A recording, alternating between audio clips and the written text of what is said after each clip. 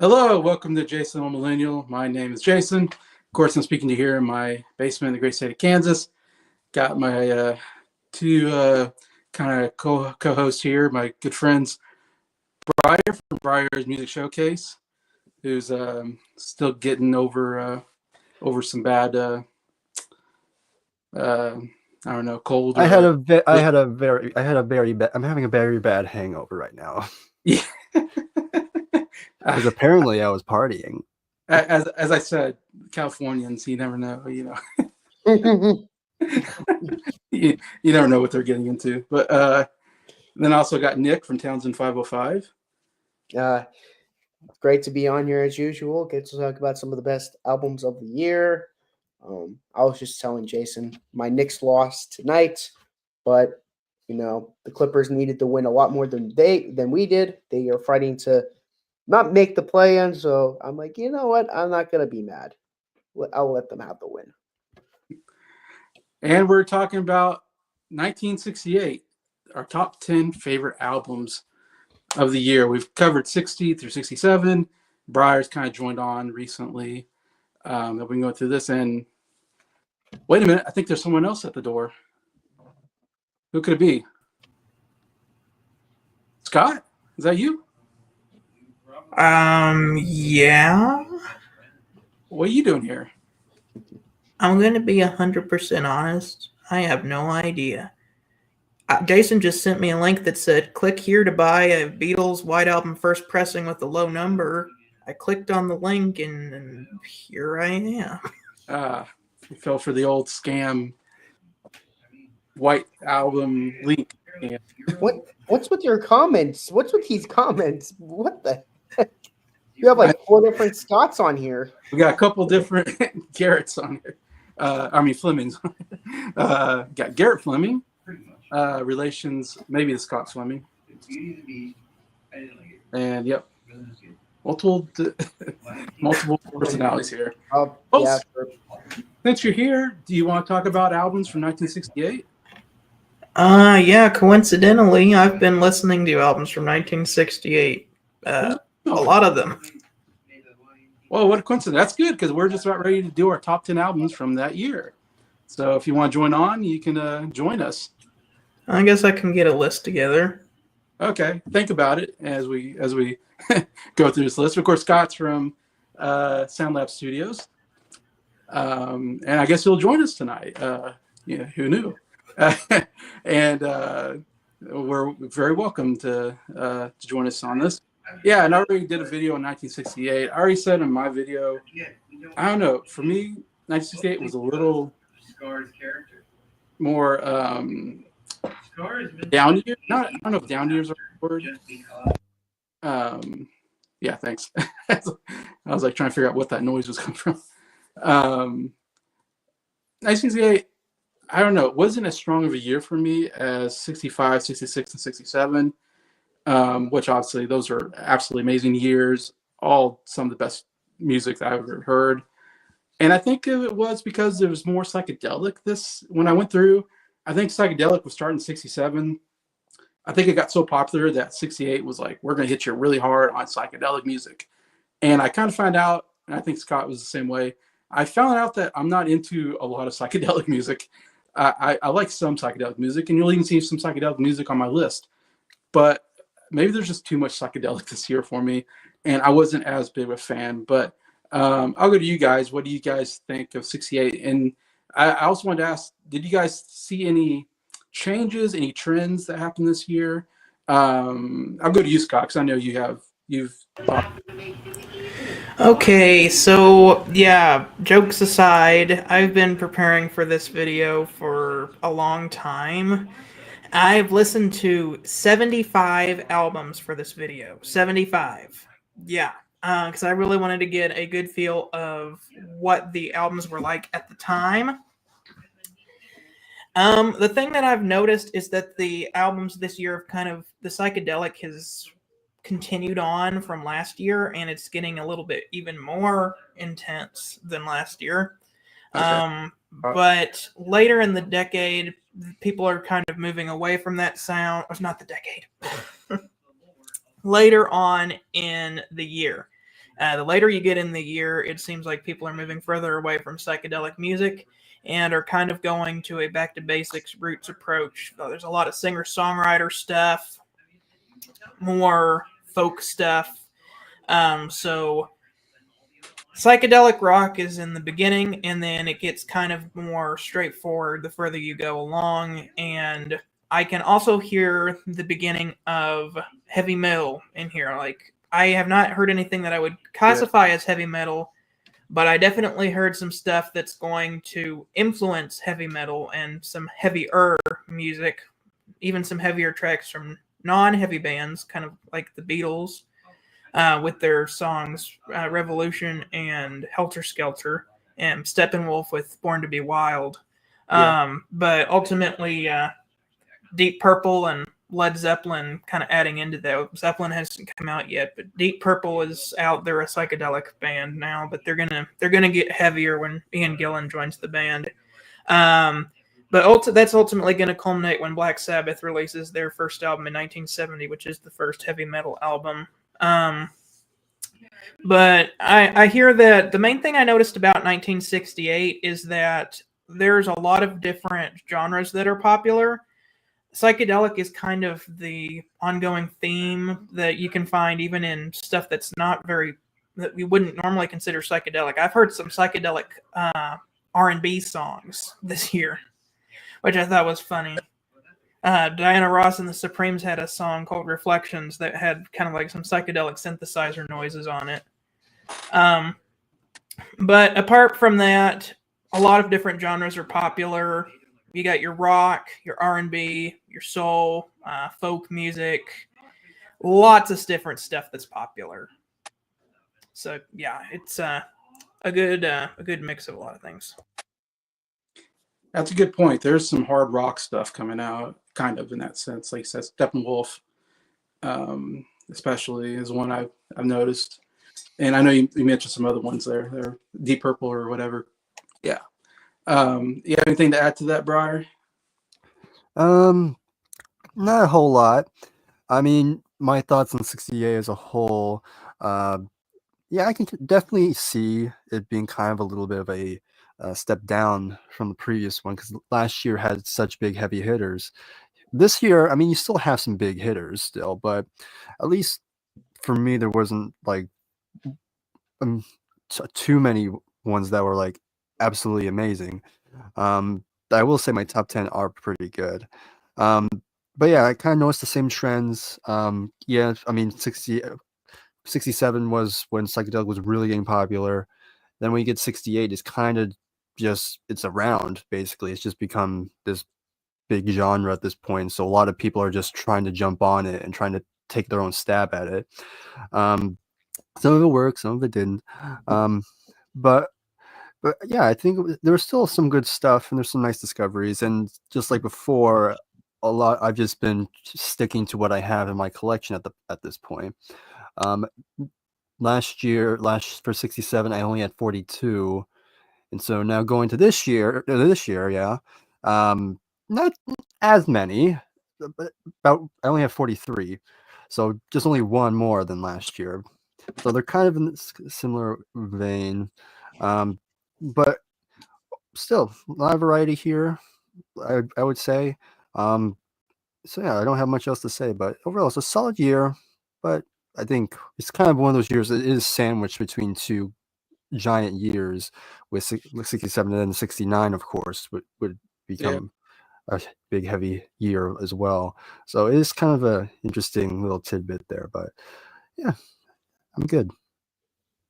Well, you know how many albums I got from this year, Briar? How many? my top two favorite albums I do own, so I'm glad to say I can showcase the top two favorite albums of the year, and they're both 10 out of 10 albums. They're the only, I gave two 10 out of 10 albums, so those definitely, unlike 65, I had like I think 4 or so 10 out of 10s, and I think I had one maybe last year, but anyways, okay, Nick, do you have any other thoughts of 1968? I mean, in terms of music trends and all that, I don't have really much more to add. think you guys pretty much summed it up pretty well. But I do think this is a really good year for music. I'm not going to discredit it. I think there's a lot of great albums, great talents. There's an artist that reoccurs on my list time and time again. That's going to keep coming. That's going to have their album on here. There's to be an artist that makes their album that will be the champion of this year and will may or may not repeat next year. But yeah, I think this is a great year for music. I really enjoy it. It's a good year. I wish I could have done 1967. I felt like that would have been a cool year to listen to, but you know what? Better late than never. I'm glad I'm here for 68. Yeah, I did watch your guys' video today that you made 2 years ago. Oh, that is way. I put that link out just so that you could see how different it was. My list is completely different. Yeah, my list is so different. Top 3, and your number ones I'm sure are still in there. My number 3 isn't even in my top 10 anymore. Nick did have one that was a little head scratching to me. What was it? Fleetwood Mac's debut? I think it was Magic Bus. Yes, Magic Bus. That was the head scratcher to me. When I saw it, I was like, really? That Magic Bus? Like, no, I'll be honest. That was just me. That was just bias Who fan. You're going through Who phase, I think. Yeah, that was his Who phase. Yes. Yeah, so it's interesting. And I just want to mention, just remember the best-selling album this year was In-God-Devita by Iron Butterfly. And album of the year was this Glenn Campbell album, like On My Way to Phoenix or something like that. So let's see if any of those 2 albums make it on our list. That's what I'm curious about. Not for me. Not for me. Not to say that people got wrong back in 68, but anyways. So I guess we'll start with you, Briar, since you're to my left. We're gonna do our 10 through 6, just so we don't spend 5 hours on this, but so we thought we'd start with our 10 through 6. All right, Briar. All right, yeah. So 10 through 6, won't spend too much time on them. So number 10, starting off with kind of on the more psychedelic side, maybe even a little bit progressive rock, if depending on who you ask. I'm going to start with the Moody Blues, In Search of the Lost Chord.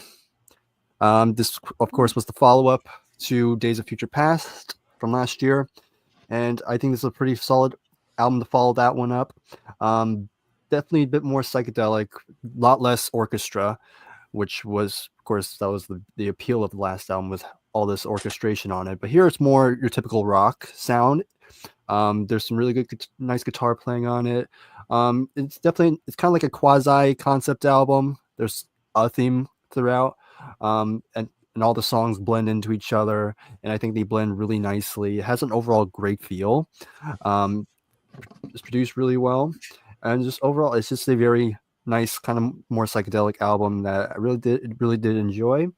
So that's my number 10. Number 9. Now we're getting to some weird stuff, or if you will, a bit crazy. We got The Crazy World of Arthur Brown by The Crazy World of Arthur Brown.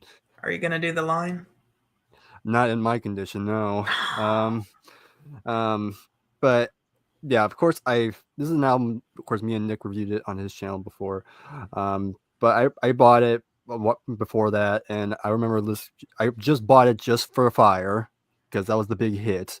But when I actually sat down and actually listened to the whole album, like, I had a great time with it. Just his vocals was really the main show of just how there were many times he was like really stretching his voice to the point where you feel like his voice is gonna break, but he always brings it back just beforehand. It's very theatrical, very in your face and bombastic, but I think it's a lot of fun, and the music just has this kind of a bit of soul in there as well. Psychedelic soul is what, well, at least when I looked up, that's what they classified it as. But it's definitely a lot of wild trip, and yeah, definitely you never forget it. Never forget it. Number 8, there's a pretty big band. Of course, we gotta get the Rolling Stones in here. Of course, got Beggar's Banquet. Of course, this is kind of where the Stones were entering that big period for them. This is, of course, of course, Brian Jones is still in the band, but at this point, his role is really depleting. Here he's only on a couple tracks, but it's just where Stones kind of returning back to basics after their stab at psychedelic from the last one. But here they're going back to their more blues roots, blues rock roots. Of course, you have some big songs like "Sympathy for the Devil," which, even though I'm not huge on that song, I can't deny it was a big hit for them. No Exception is a beautiful song. Great slide playing from Brian Jones on it. Love Parachute Woman 2, Jigsaw Puzzle. Street Fighting Man, of course, is great. Salt of the Earth. It's just a really good Stones album, and we're definitely starting to enter my favorite period of the Stones. That was number 8. Number 7.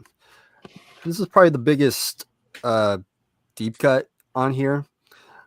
So we have Vinspis Eruptum by Blue Cheer. So Vinspis Eruptum. 75 albums, and that's one that I didn't listen to. Yeah. Okay, So you might have to message me that one. yes, I I will. don't know how to spell it. Basically, if you don't know what Vinspis Eruptum means, it's a code name for drugs. I forgot. I think it was either LSD or cocaine. It's one of the two. But yeah, the band's Blue Cheer, and they're not really a well-known band, but to like hard rock fans and even heavy metal fans, people have said that they're one of the innovators of what would become heavy metal, because they were pretty heavy for this period. Like, this was before Zeppelin. Deep Purple was around, but this was actually on a different level. Some really heavy guitar playing, a lot more distortion than what people were used to at this point. Only 6 songs. It's a short album, really. But still, some really cool guitar playing on it. Good heavy drumming. And it's kind of funny because obviously heavy music is still in its infancy, and you can kind of hear that producers didn't know how to produce this sort of sound yet. Yeah. So it's not like the greatest recording. It's kind of muddy, but I think it kind of adds to the kind of more darker edge that they're trying to go for.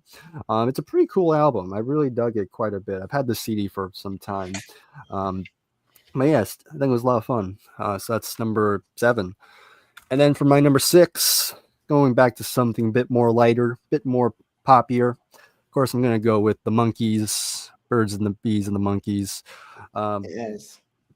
Yeah, this was definitely an album that it's been a while since I listened to it, and I definitely forgot how much I actually really enjoyed it.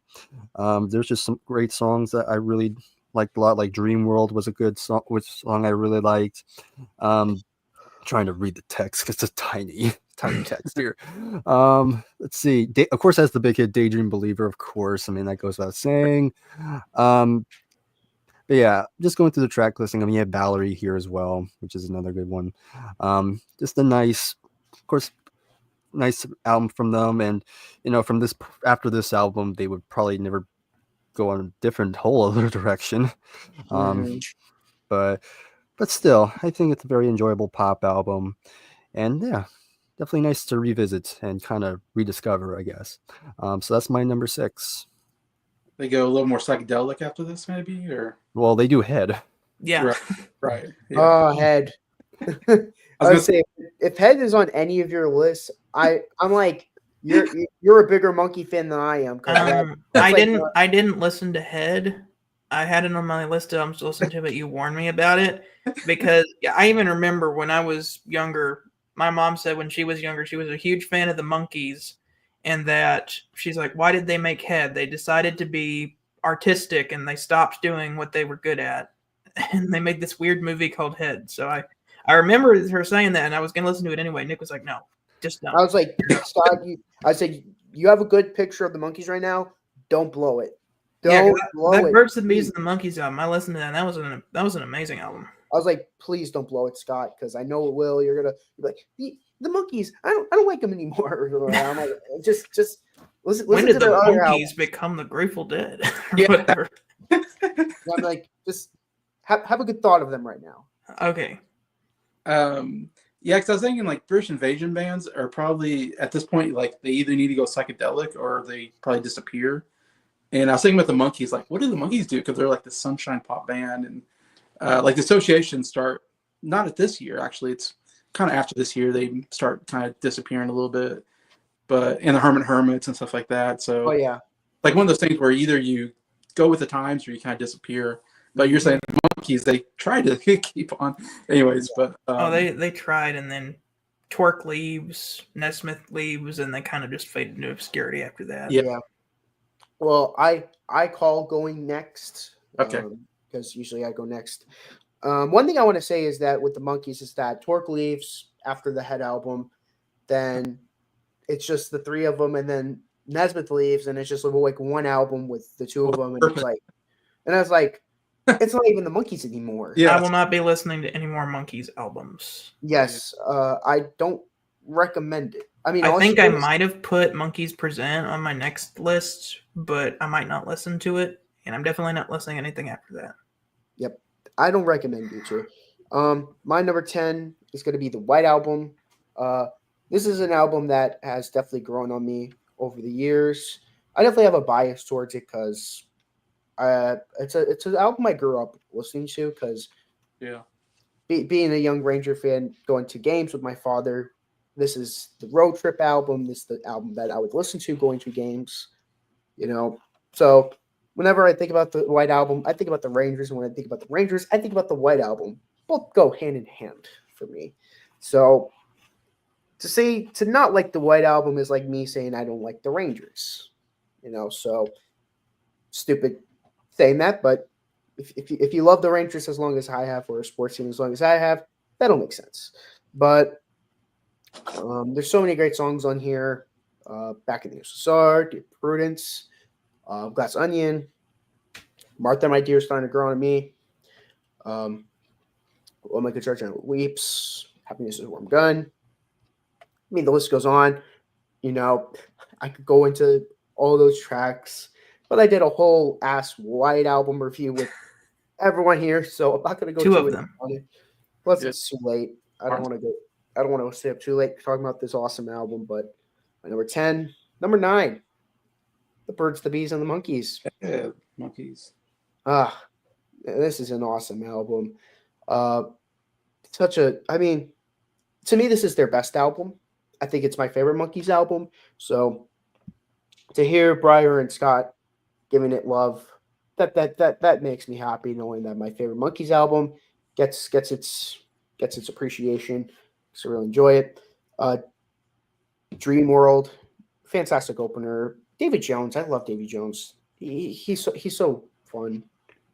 Ani's Musical Court, pretty good song. It's written by Nesbitt, but you have Mickey Dolenz singing it. We Were Made for Each Other, great Davy Jones song. We were made for each other. I know Cramser loves to hate on him, but screw you. Lighten the fuck up. Tapioca Tundra, which was written and sung by Neil Young. I mean Mike Nesmith. I knew it was coming. Like, No wonder he left. Still young. But yeah, Tapioca Tundra is such an interesting song. It's like psychedelic, but it works so well. The lyrics, it's so cool. Curious.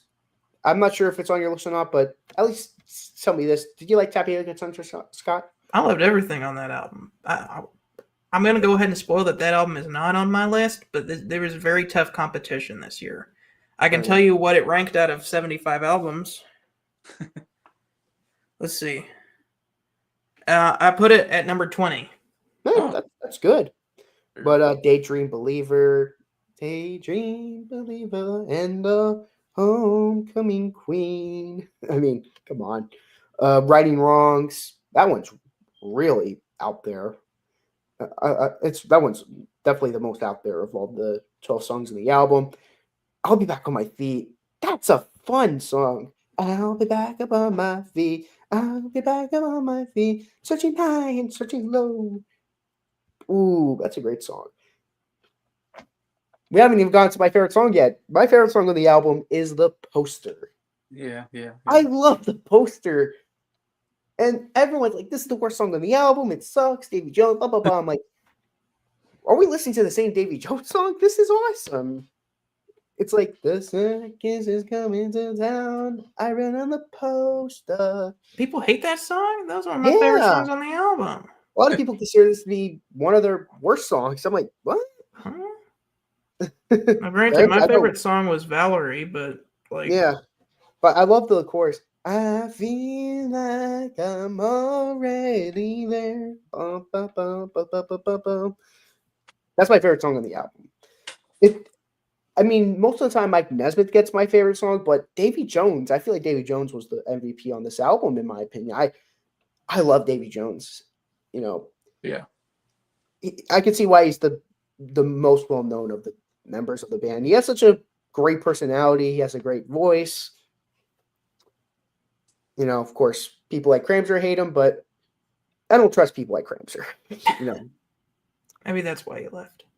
Then you got P.O. Box 9847, which is it was interesting. P.O. Box 9847. Like, that's pretty cool. But then you have Mickey Dolenz trying to do like a John Lennon with a I am typing. It's like, all right. I mean, it's cool, but it's like all right. It's a fun album.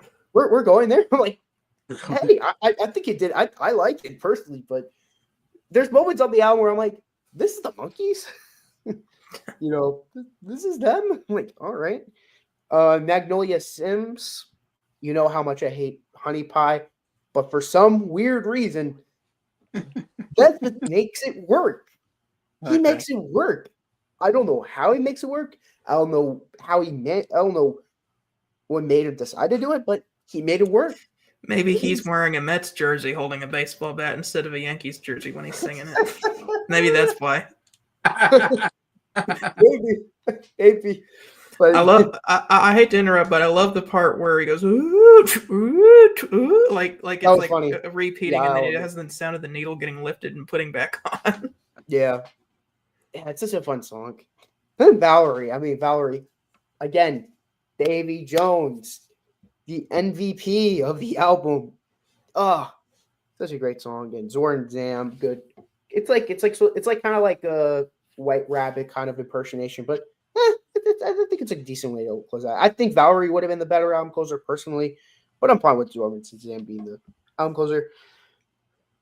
I spent too much time talking about the Monkees. I mean, if I had a nickel for every time I talk about the Monkees for a half hour, like I know it's not a half hour, but if I, You know, I'll say this now: if you do decide to do a Monkey series after listening to this album, I would join on it.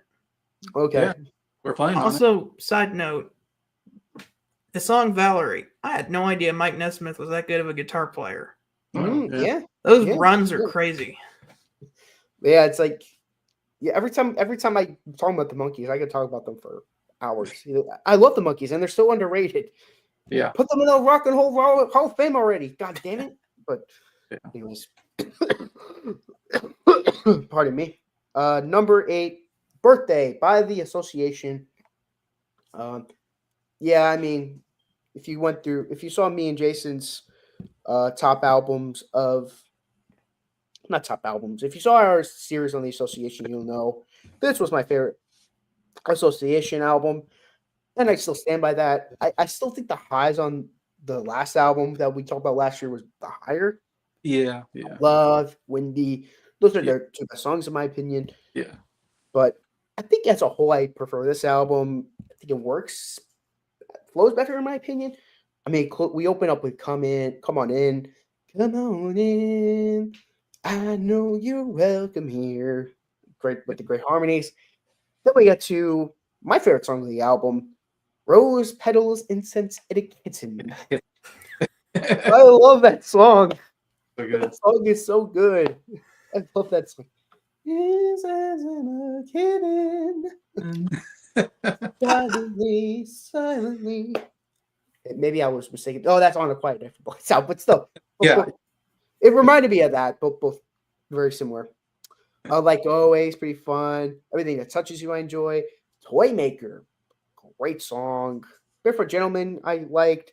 Time for Living, it's a great song. Great.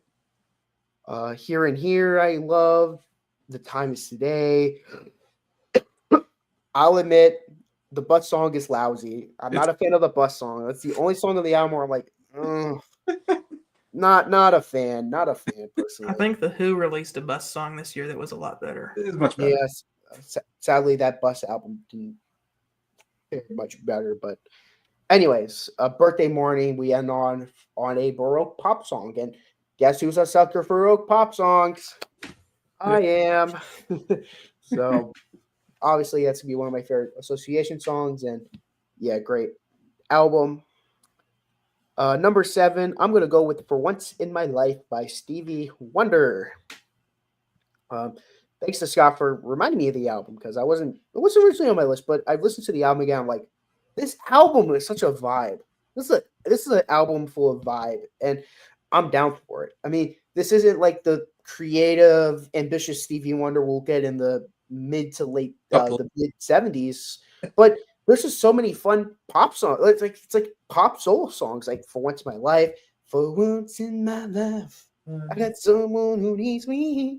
I'm like, ooh, that's a great song. And then you follow that up with, in my opinion, of all 10 of these albums, I think this has the best 1-2 punch, like the best first and second song. I mean, you have that first great song. I think you have Shooby Dooby Dooby Doo Da Day.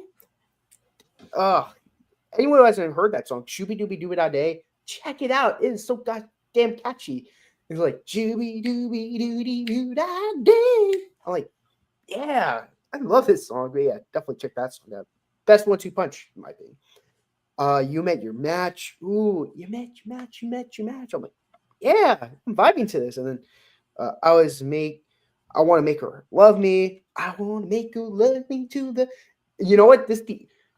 I crapped on the Beatles for saying "Till the Cows Come Home," but when Stevie Wonder does it, it works so well. He does.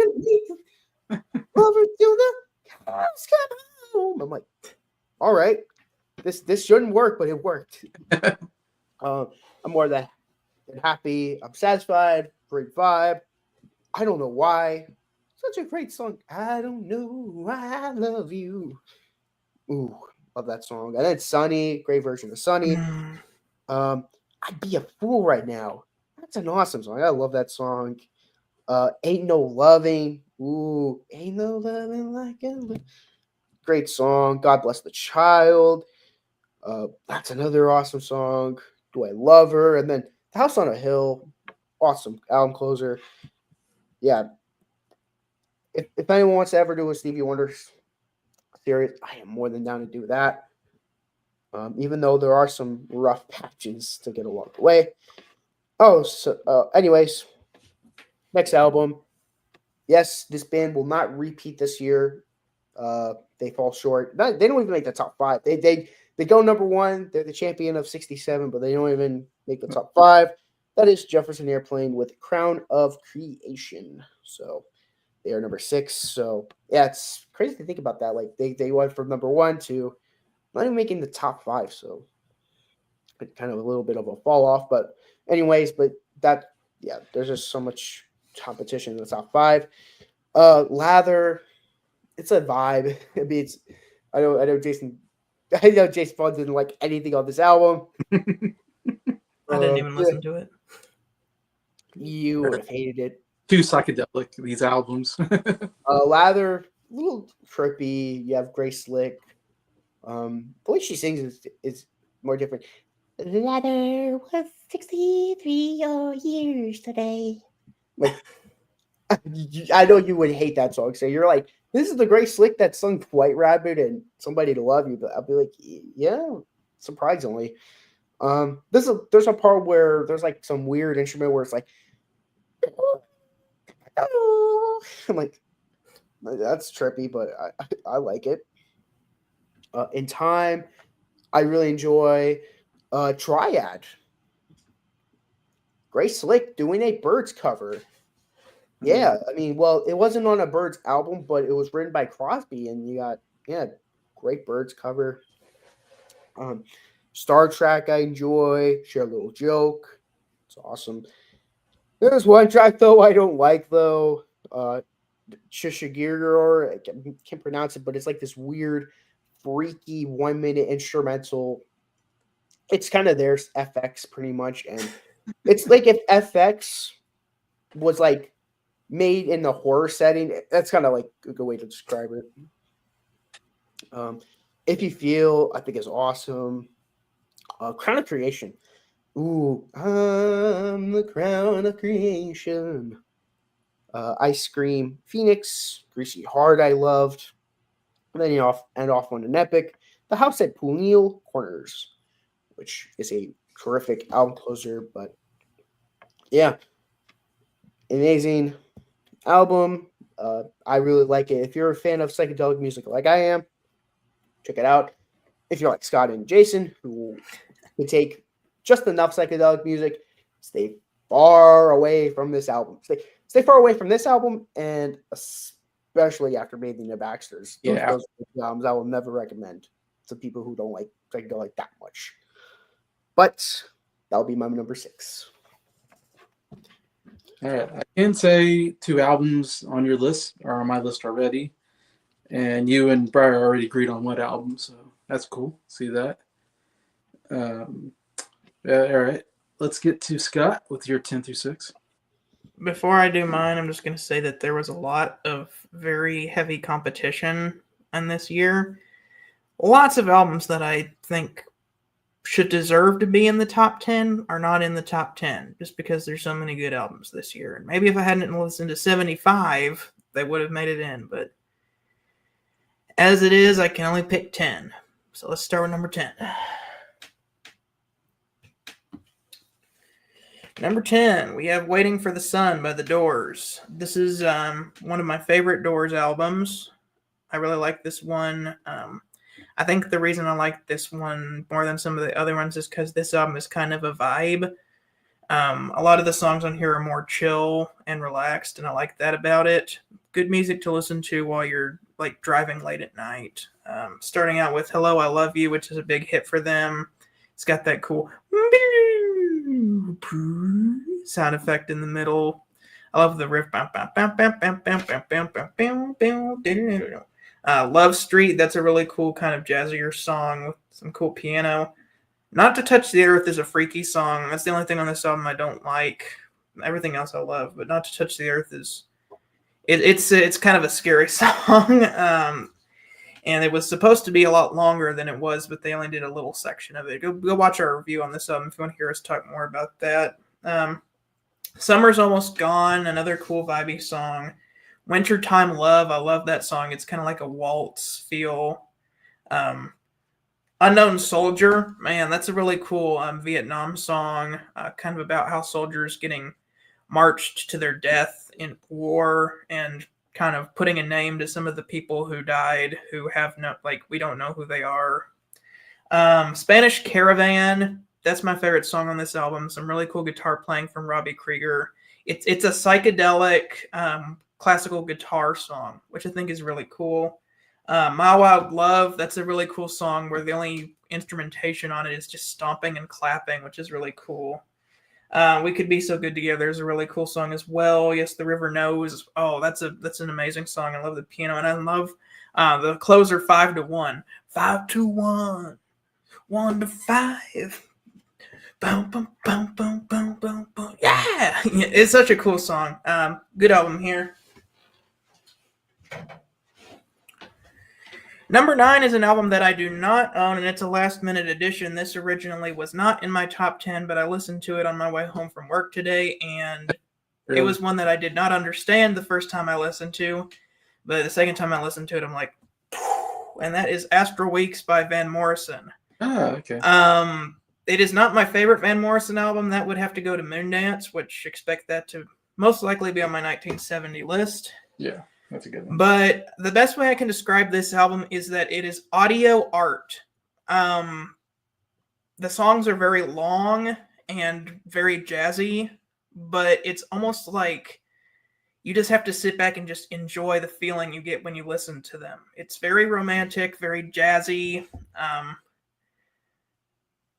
I read a description of it that it's almost impressionistic, and I think that's the perfect description of it. It's like different people will hear different things in this album. Don't expect Brown Eyed Girl or Caravan or anything like that on this album. Into the Mist. I don't get me wrong, Moondance is my favorite one, but I love the vibe of this album, and that it's kind of just chill music. Like, you just kind of just gotta sit back and just enjoy it, because it's I always like to say that music is art and art is expression, and I think this is a very good album that describes that. It's pretty much art in the form of music, and I love it for that. My number 8 is one that I do own, and that is Bookends by Simon and Garfunkel. This is, I finally got a good copy of it. I had that old beat up one for so long. Bookends by Simon and Garfunkel. This is a great album. It features Mrs. Robinson, which is one of their biggest songs. The first side is kind of like a little song suite, which is cool. Save the Life of My Child. Man, that's kind of a psychedelic Simon and Garfunkel song. I like that one. America, that's a fantastic song with some great harmonies on it. Overs, oh my gosh, Overs will send shivers down your spine. That song is amazing.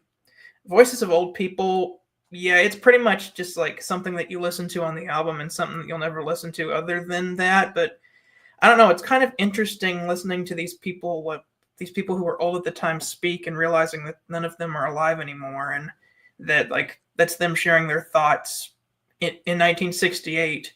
And then you get Old Friends, which, man, this song is fantastic, and it was great probably hearing this in 1968, but hearing a 20-something-year-old Paul Simon sing How It's Terribly Strange to Be 70, knowing that that's how old he is nowadays, is like, I don't know, something is very haunting about that so long ago that he was thinking about that, and now he's actually old. Like, I don't know, something is very, very haunting about that, other than Garfunkel's haunting backing vocals.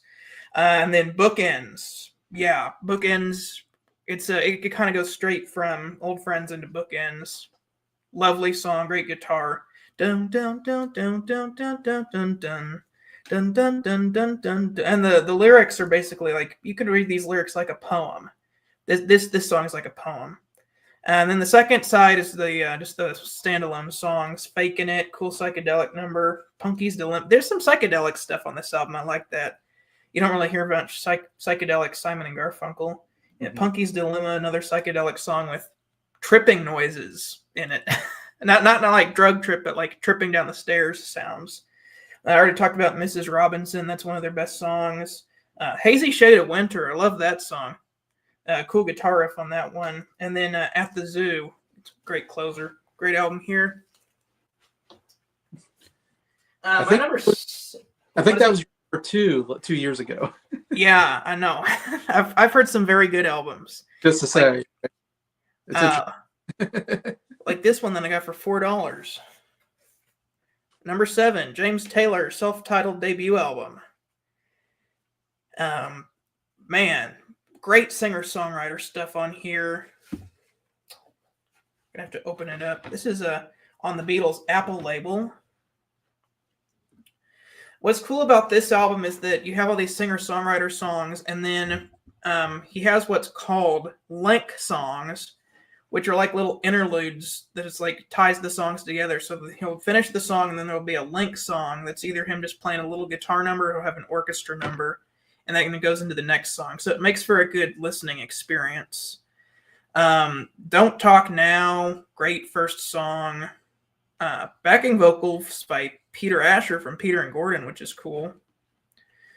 Something's Wrong, that's really good, and which starts out with the link, which is a guitar arrangement of Greensleeves, which I thought was fantastic. Knocking Around the Zoo, that was a cool number with some cool horns on it. Sunshine, Sunshine, I love that one as well. Taking It In.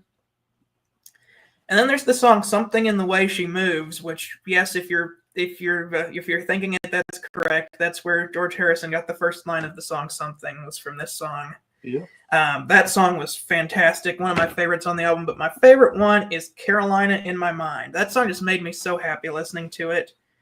In my mind, I'm going to Carolina. Yeah.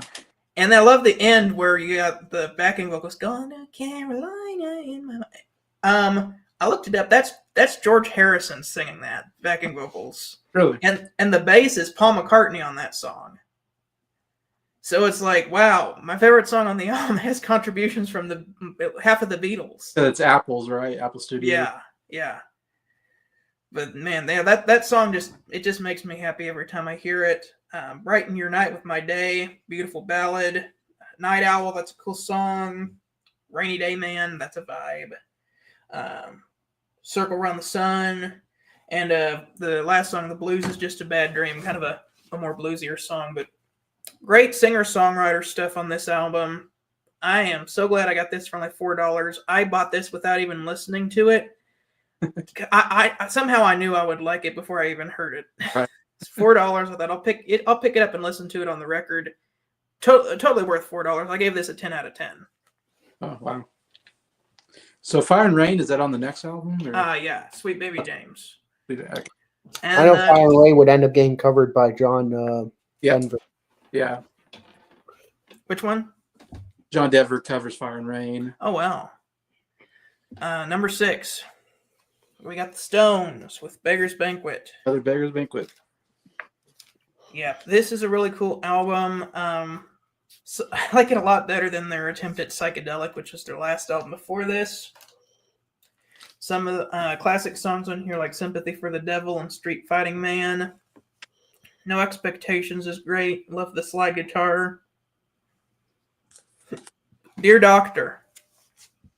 That song is hilarious. Jigsaw Puzzle. That's a really underrated one. Prodigal Son, Factory Girl, and a really cool closing song, Salt of the Earth, featuring Keith Richards on vocals. Yeah, it's the Stones doing what the Stones are best at. And I always loved the gatefold to this. There's the Beggar's Banquet right there. Yeah. Fantastic album.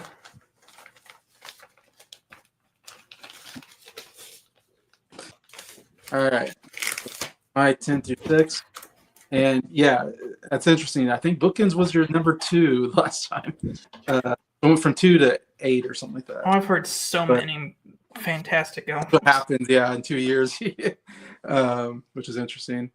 Your number 3 album last time is my number 10 album, and that is Creedence Clearwater Revival, the debut album. A lot of good debut albums here. I mean, we already talked about James Taylor, and here we got Creedence Clearwater Revival now coming in. And I did not expect this to make my top 10. Like, I'm not the biggest fan of this album. We did the series already on, I don't know, Scott's channel maybe. I think Jacob's channel. Okay. Went through all the albums. And surprisingly, this one I liked more when I listened to it last time when we did that series. And I gave it an 8 out of 10. So that's why I made it here in the top 10. Because before that, I actually was not a fan of this album. But when I listened again, I kind of was like, I just really like John Fogerty's voice. He has one of my favorite rock vocalists. And I'm just a big fan of his overall sound. The guitar playing, of course, is great. And there's only 8 songs on the album, and I liked 5 of them. So I'm like, okay, I like more than half. So I'll give it an 8 out of 10, which I wasn't expecting to give it. This definitely doesn't have their best work on it. Best original work, I would say, on it. Because you do get their 2 big songs or like their cover songs. I Put a Spell on You and Susie Q, but Fogerty sings it really well. But I like The Working Man, 99.5, and Porterville. I thought were actually pretty good songs. They're more deep cuts, I guess. And there's enough there that I gave it a positive review anyway. So, like I said, probably 65, 60, 66, 67, this album would not make my top 10. But because this was a weaker year for me, they snuck in there somehow. Anyways, so we'll see if anybody else has it on theirs. But yeah, I got first time we talked about them on the list here. It won't be the last, I'm sure. But number 9, I've got Electric Ladyland by Jimi Hendrix Experience. I also give this one an 8 out of 10 as well. Don't like it nearly as much as I love Are You Experienced. Was really high on my list that year. And or might have been, I don't know if that was last year or the year before. I had that really high in my top 5. And that album had like just hit after hit on it. But this one I like too. Obviously, it has my second favorite Jimi Hendrix song on it, "All Along the Watchtower." Definitely one of his biggest hits and most well known, and one of the best cover songs ever made, probably. Which is crazy that you got Bob Dylan, singer songwriter, and then Jimi Hendrix turned into this psychedelic masterpiece. You know, with that opening. Oh, the opening is so good. That dun dun dun. Or no, that's another one. Bum bum bum bum. Da da da da da. That opening, and then that guitar coming in. Some of the best guitar playing I've ever heard. I also really like "Crosstown Traffic." Was also a top 10 Jimi Hendrix song for me. When me and Nick did our top 10 Jimi Hendrix songs on my channel, I really like "Crosstown Traffic." "Voodoo Child," "Slight Return" is a really good song as well. And those are maybe people might have heard those songs. I think I don't know if they're big hits, but I think they've been around either commercials or somewhere in a movie or something. Little Miss Strange also really liked on the album. Anyways, overall, again, like I said, I'm not the biggest psychedelic maybe guy, but I like Jimi Hendrix when he goes. Some of these great psychedelic guitar songs are so good. He's my favorite guitar player, and so this is a good psych. I think it's my second favorite of his 3 albums. Anyway, so got that in here. Number 8, we got "Beggar's Banquet." Yes, my first time putting Rolling Stones in the list.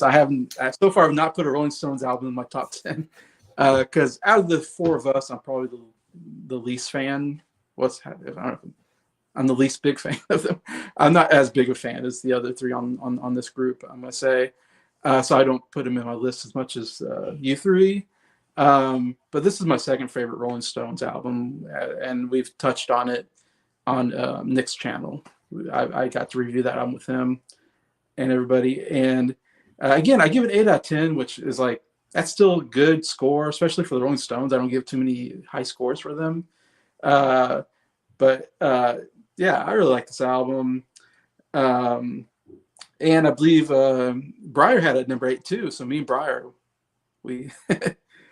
I feel like every time we get the same one on the same line, I want some flashing lights and like ding ding ding ding ding ding, like I don't know, and like some voiceover match. Yeah, I don't know, fantastic. I don't know, something like it's a big deal. I'm like, oh, we were exactly on point on that one. And I think Scott had like number 7, so I think we're like 1 off or something, maybe. I can't remember. No, you're 6, right? Yeah. So we weren't too far off. And 3 of us have "Beggar's Banquet," so that's the first album we got 3 of us on already. So we'll see if we get 4, but we got 3. It's funny.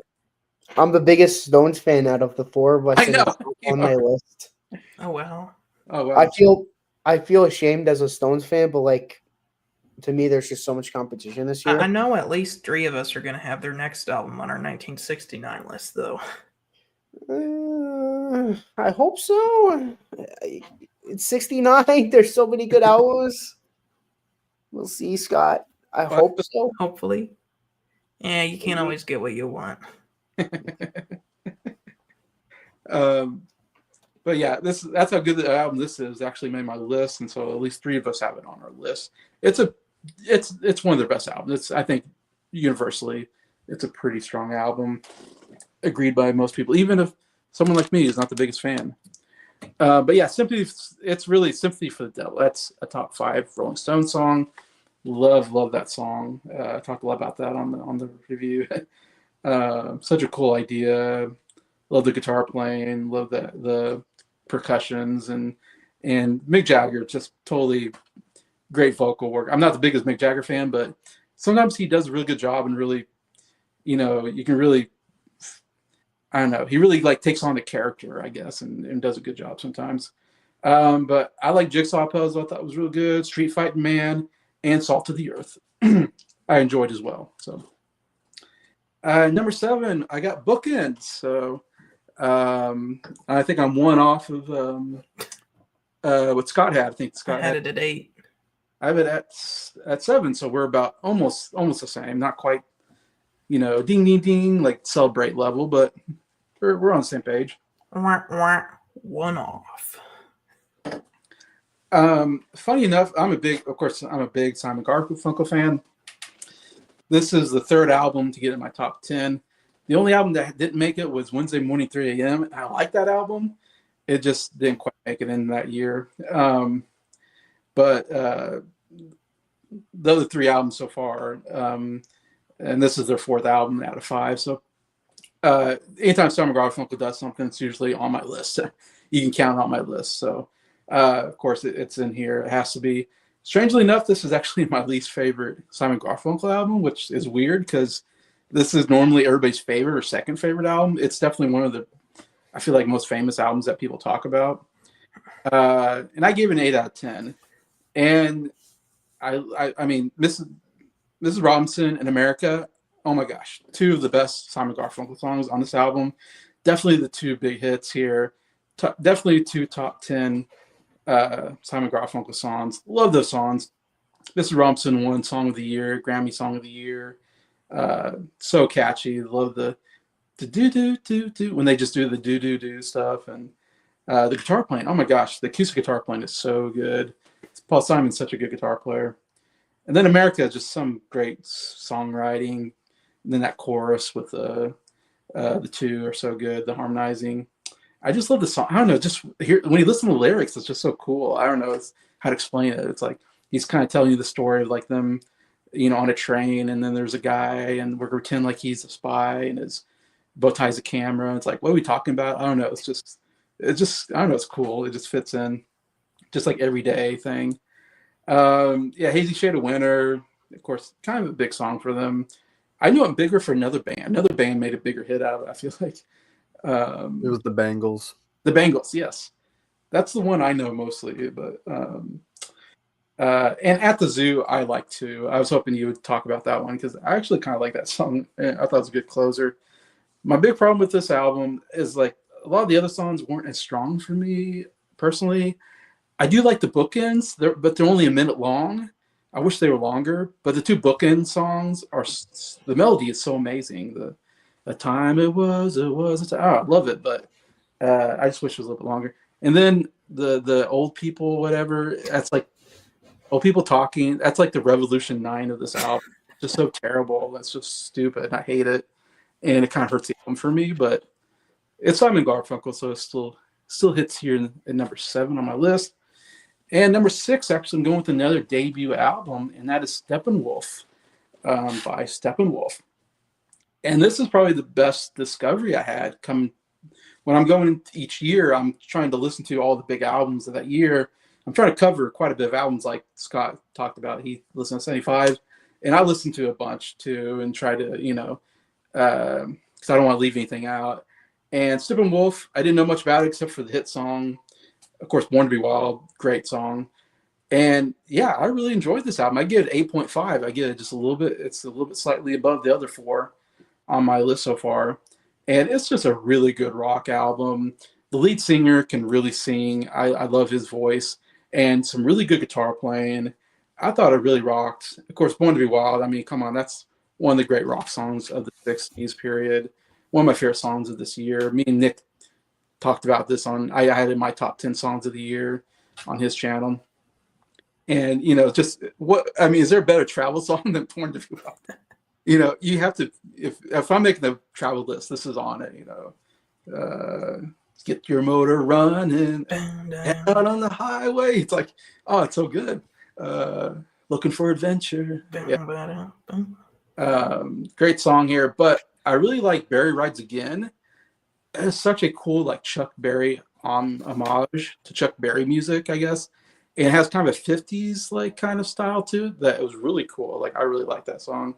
I also like Sookie Sookie, Everybody's Next One, Your Wall's Too High, Desperation, and Take What You Need. So a lot of good songs on here, a lot of deep cuts. Not, like I said, there's only one big hit on here, but overall, just a really good rock album that I was like really rocking to, and probably one of the best discoveries I had of this year. So that's my number 6, Steppenwolf. All right, we covered our 10 through 6. Now we're going to do 5 through 2, and then we'll take a break before I do our number 1s all together. All right, so Briar, hit us off with our top 5. All right, number 5, and this is my favorite album from this band, and course, the name of the album is Wheels of Fire. Of course, we're talking about Cream. Yep, I mean, again, another shout out to me and Nick series that we did. But yeah, this was my favorite. A little bit slightly higher than This Really Gears. But to me, it's just I just like the songwriting a bit more, slightly more on here, and just the production and just the scope is just a lot. To me, I find it a lot more engaging at times. I mean, you have songs like White Room, and then I think I've said that's my favorite Cream song. Just the intro is just epic sounding and just a great way to get it moving, and just the guitar playing on from Eric is just stellar, and excellent drumming and bass from Ginger and Jack respectively. Then you have other songs like Sitting on Top of the World, which is a nice follow-up song. Passing the Time is pretty solid. As You Said, it's pretty good. I mean, then again, it's my favorite, but then you have stupid stuff like Pressed Rat and Warthog, which is this Ginger thing, which is kind of like, You're talking to me about that, weren't you, Scott? You're talking. Press Rat and Warthog closed down their shop. It's pretty something. Please stick to drumming there. But then it picks it right back up with Politician, which is a great rocker. Those Were the Days is another really great song as well. Born Under a Bad Sign, solid. Deserted Cities of the Heart's a good closer for the first disc, because it is a double album. Disc 1 is all studio stuff, but then you have disc 2, which is a very much a live side, live at the Fillmore, where you have each side is where basically each member gets a chance to shine. Like side 1 is all Eric Clapton, just stuff that highlights him, and then on side 4, if we're being technical, you have Train Time, which is supposed to be a showcase for Jack Bruce, and the fourth one being Toad, which is a showcase for Ginger Baker. Of course, Toad is Ginger's big drum solo that he does. 16 minutes to be exact. But I think the live stuff is really cool. Again, it just really showcases just what a killer live act they were, just the three of them, and just how big sounding they were, and just really showcasing just their talent in the live setting.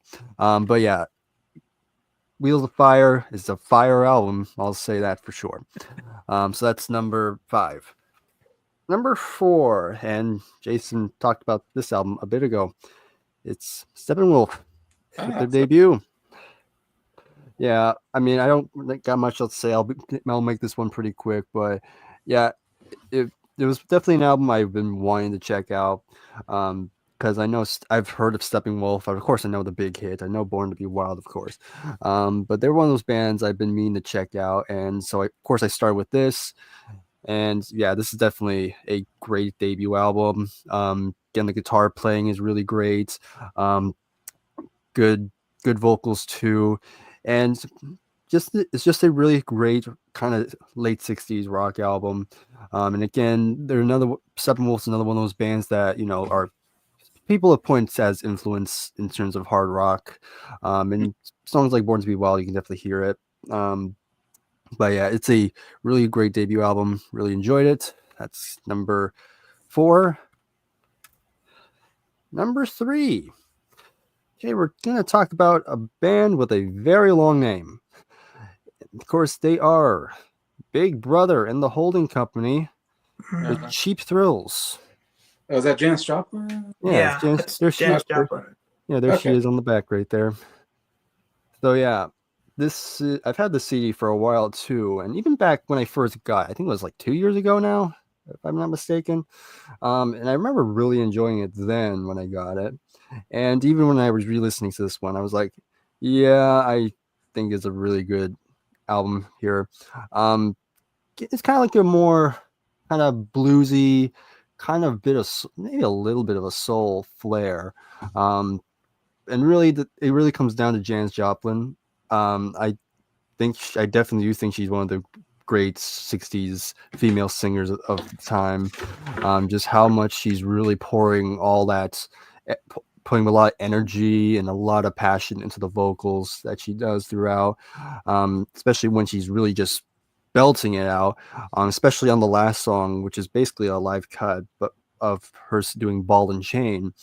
And it's just this good moody feel, and Janis is just really takes you by a rope and just lures you the whole way through. But of course, this song had a big hit with "Piece of My Heart," which was probably the most, when you think of Janis Joplin, that's usually this one of the songs that people point out. But really, the whole album is a lot of fun. Good guitar work on here, and again, Janis gets a lot of the glory, but I think the rest of the band deserves some credit too. There's some really good heavy playing when they want to. But yeah, I think it's a very fun album. So that's number 3. And now I get to number 2. And it's a pretty notable one. I know some other people are going to talk way more on this one. And yeah. White? White Albums. What album right? is that? What album is that?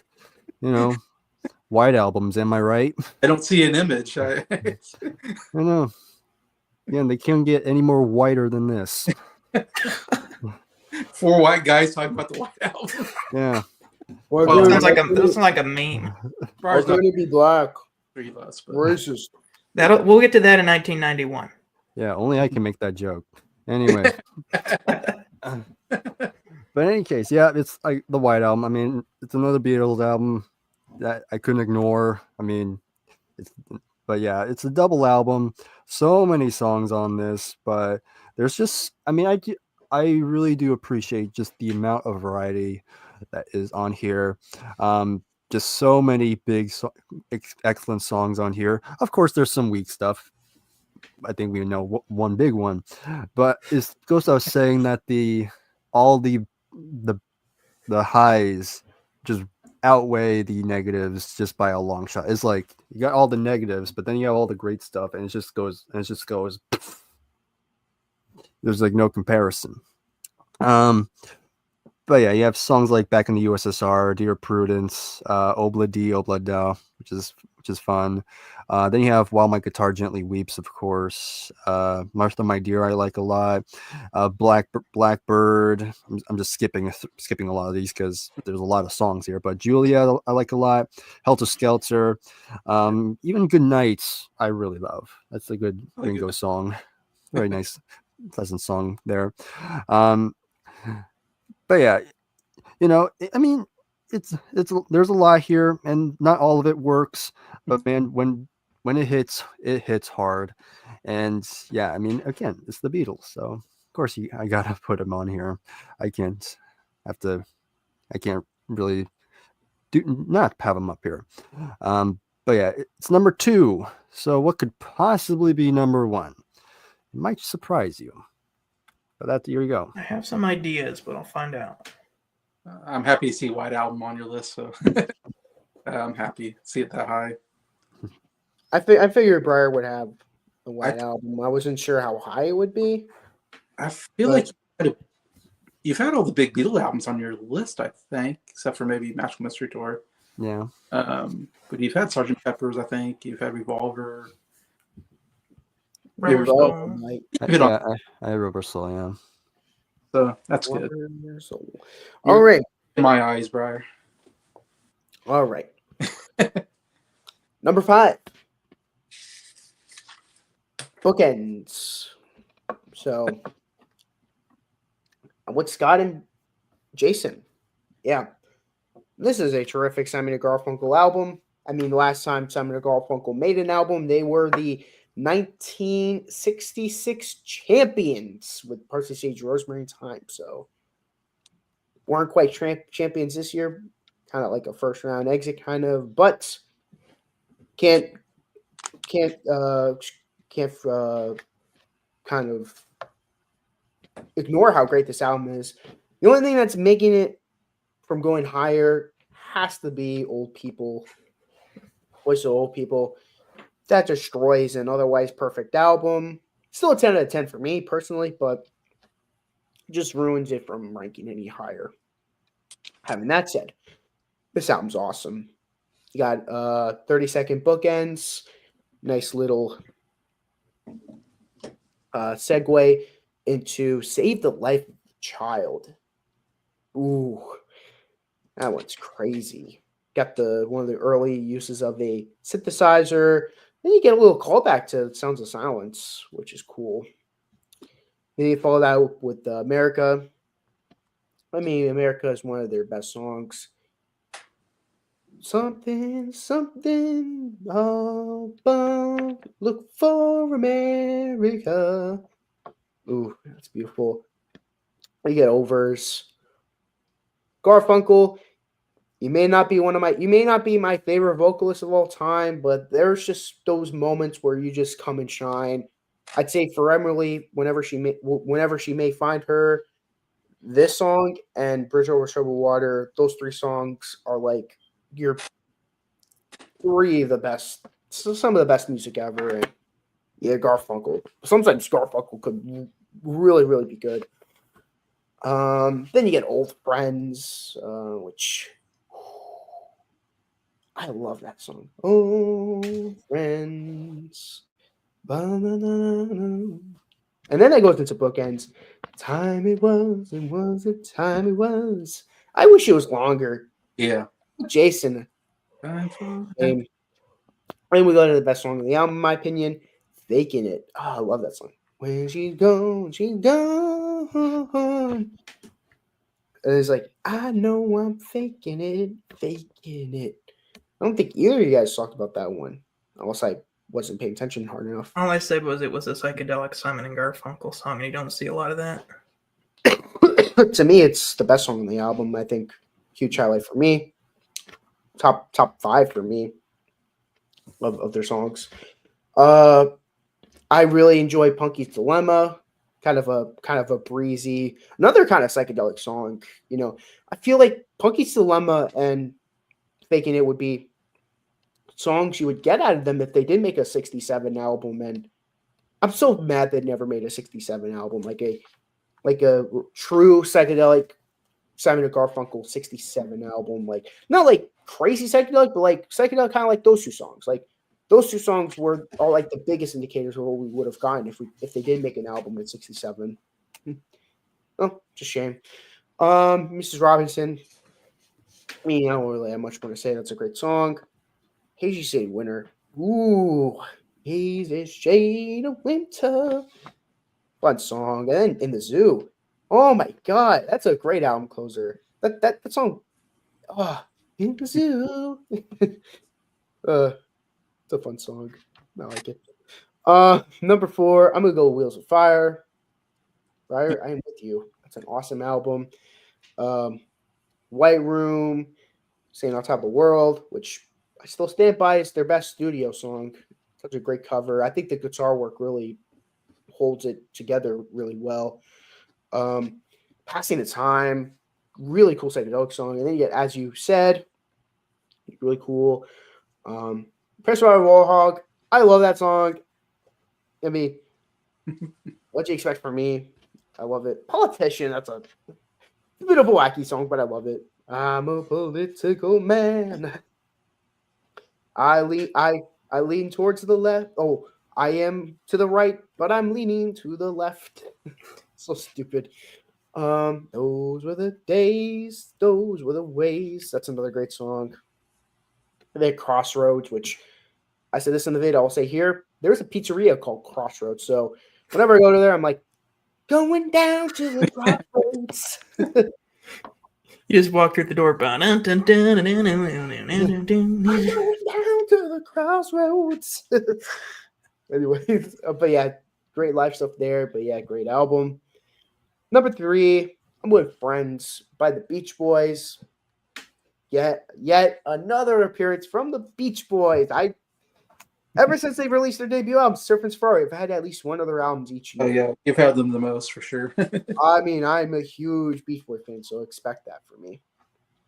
I mean, it's a short album, but it's such a cool album because it's like lo-fi, but psychedelic.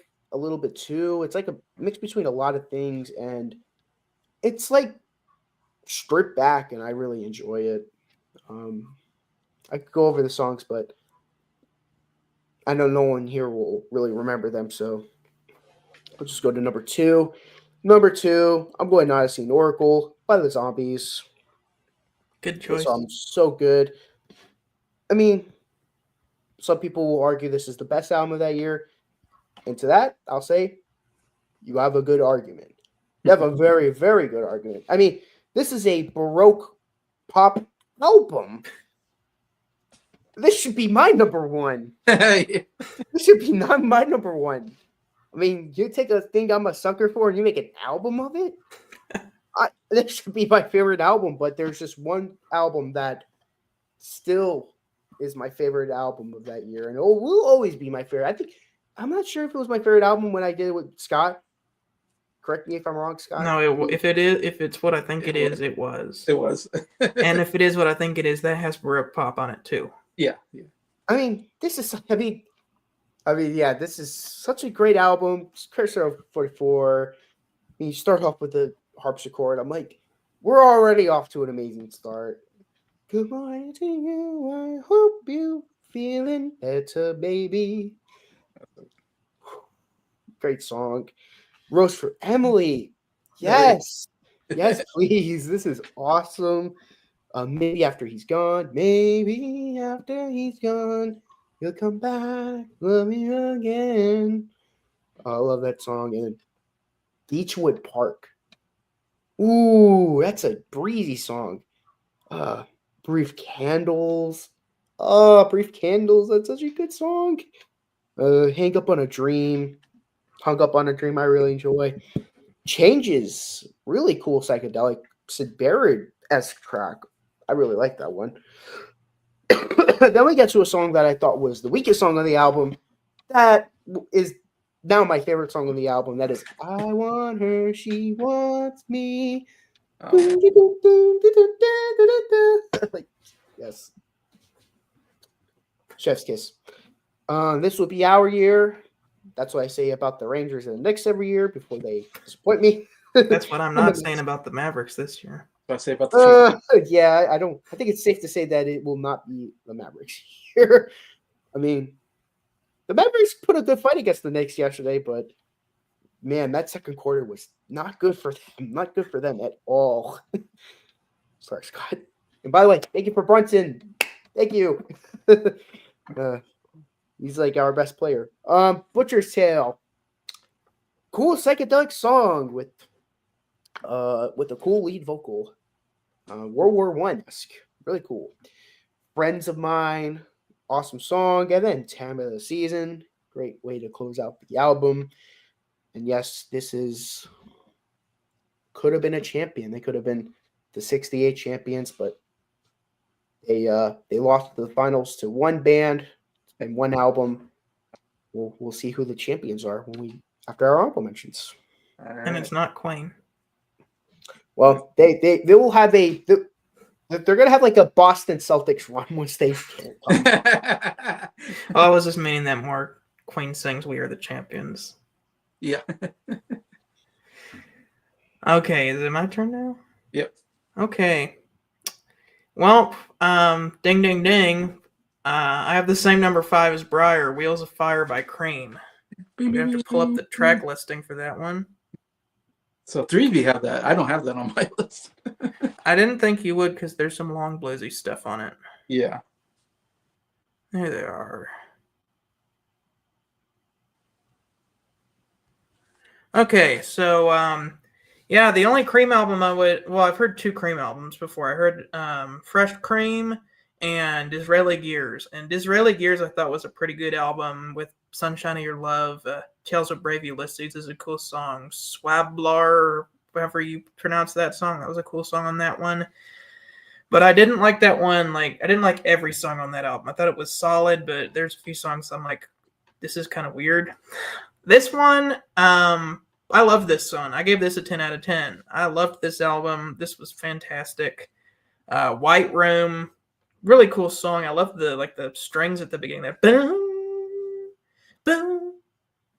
And then the In the White Room with Black Curtains, really good vocals from Jack Bruce there. Really cool guitar solos from Eric Clapton on that one. Eric Clapton, at this point in music history, like him and Hendrix are like the guitar heroes to everybody. Like everybody was like, those are like the greatest guitar players in the world.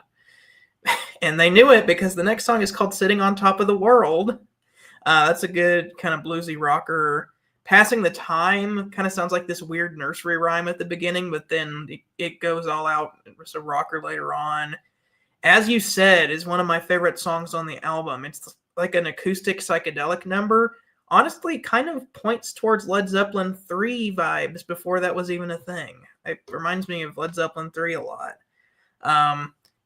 And then we have Pressed Rat and Warthog, which, yes, that song is stupid, but it's hilarious. Like, it's just like you have this horn going, wah, wah, wah, wah, wah, wah, and then Ginger Baker just like, Pressed Rat and Warthog, close down their shop.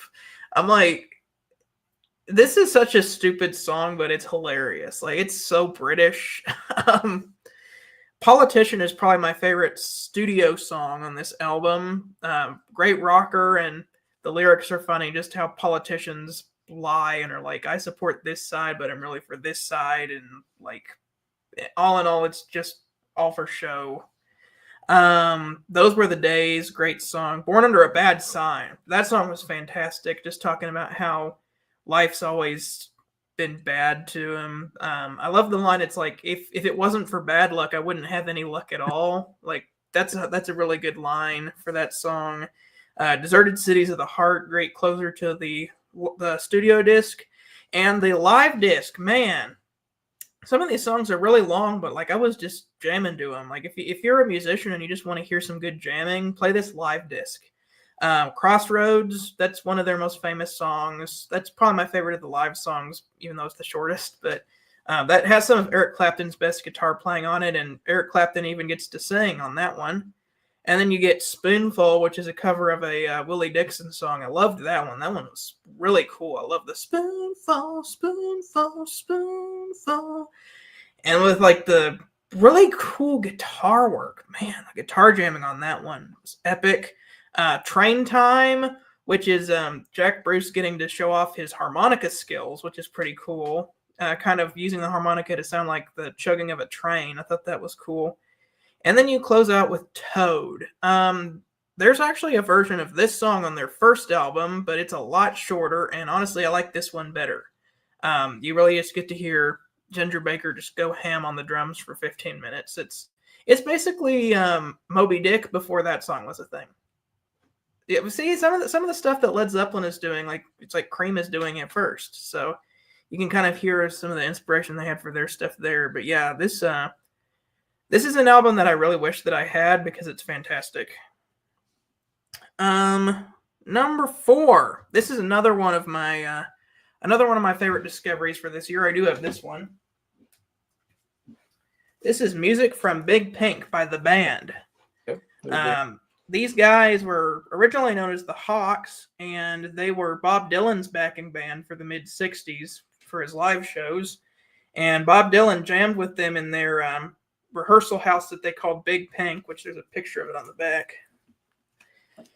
And after jamming with them, he's like, hey, like, you guys should make your own album. And so, of course, the jam session was recorded and would be released later in the 70s as the Basement Tapes. Which I'm excited to listen to that album because The Band and Bob Dylan, that sounds really cool. Which even has apparently some of the demos for the songs on this album, like This Wheel's on Fire and Tears of Rage. But I'm going to have to open the gatefold to look at the track listing.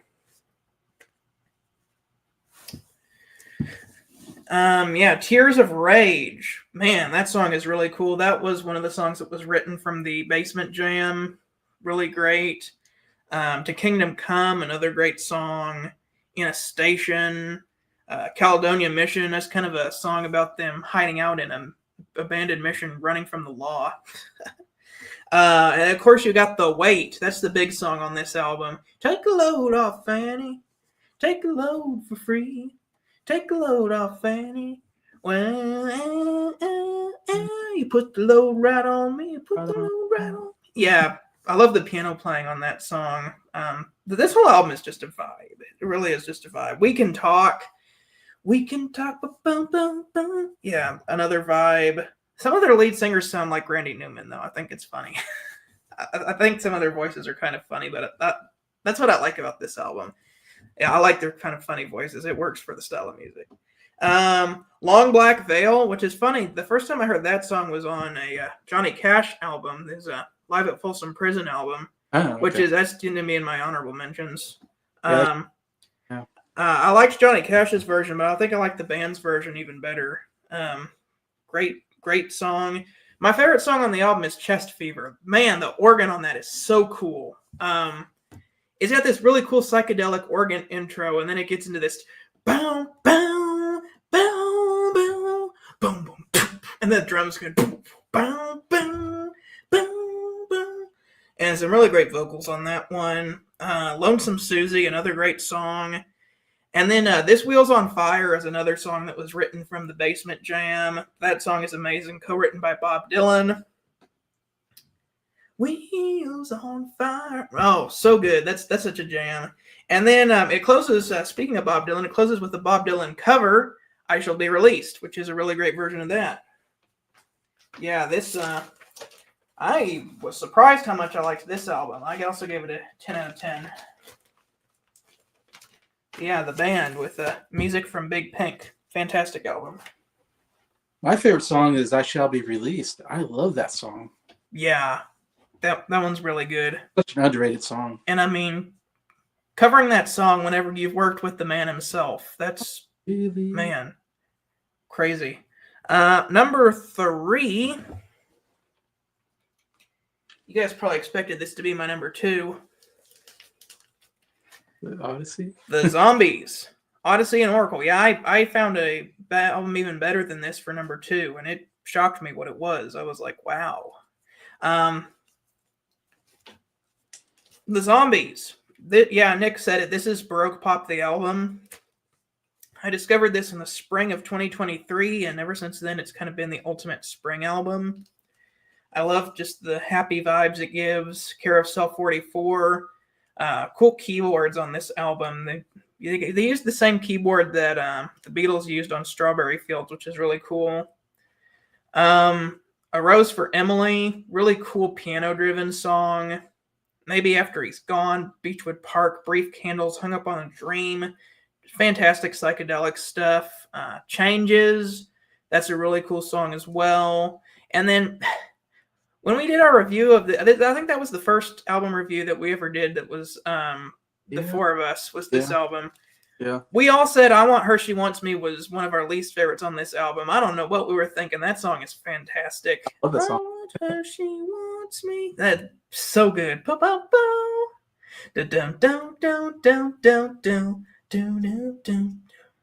She told me to be careful. Oh, this whole album has such good melodies, such great keyboard playing from Rod Argent. Man, This Will Be Our Year. I love that song. Ever since I found this album, every New Year right at midnight, I play that song. 2 years in a row, I've done it. Play the song right at midnight. The Butcher's Tale. Man, that song just shows you the horrors of war right before your very ears. It's such a freaky song, but in the best way possible. It's so good.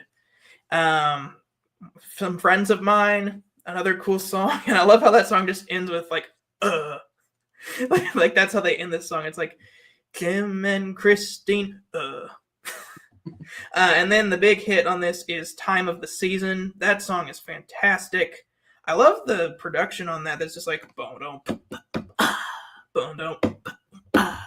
I'm like, wow, like really creative. And then at the end, there's like a dual organ solo. There's like 2 organ solos playing at the same time. It's like, whoa, this is trippy, but so cool. Yeah, this, I remember when I first discovered this album, I'm like, how come I've never heard of it? Like, people in YouTube channels were talking about this album a lot. I'm like, I've never heard of this album. How good can it be? I listened to it like oh my gosh, how come I've never heard of this before? This is so good. I really wanted this to be number 2, and it could have been my number 1 even. Mhm. But like, there's just 2 albums I feel like are better than this. Yeah, I thought it was your number 1 or 2. That's what I was thinking. Yeah. Yeah, you're gonna be surprised what my number 2 is. I was Okay. very surprised. Okay. I'm gonna have to pull up the track listing.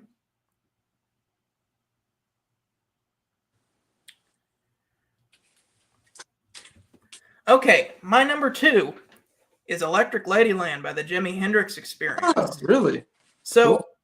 don't get me wrong, I loved Are You Experienced? I have that album back there. Great album.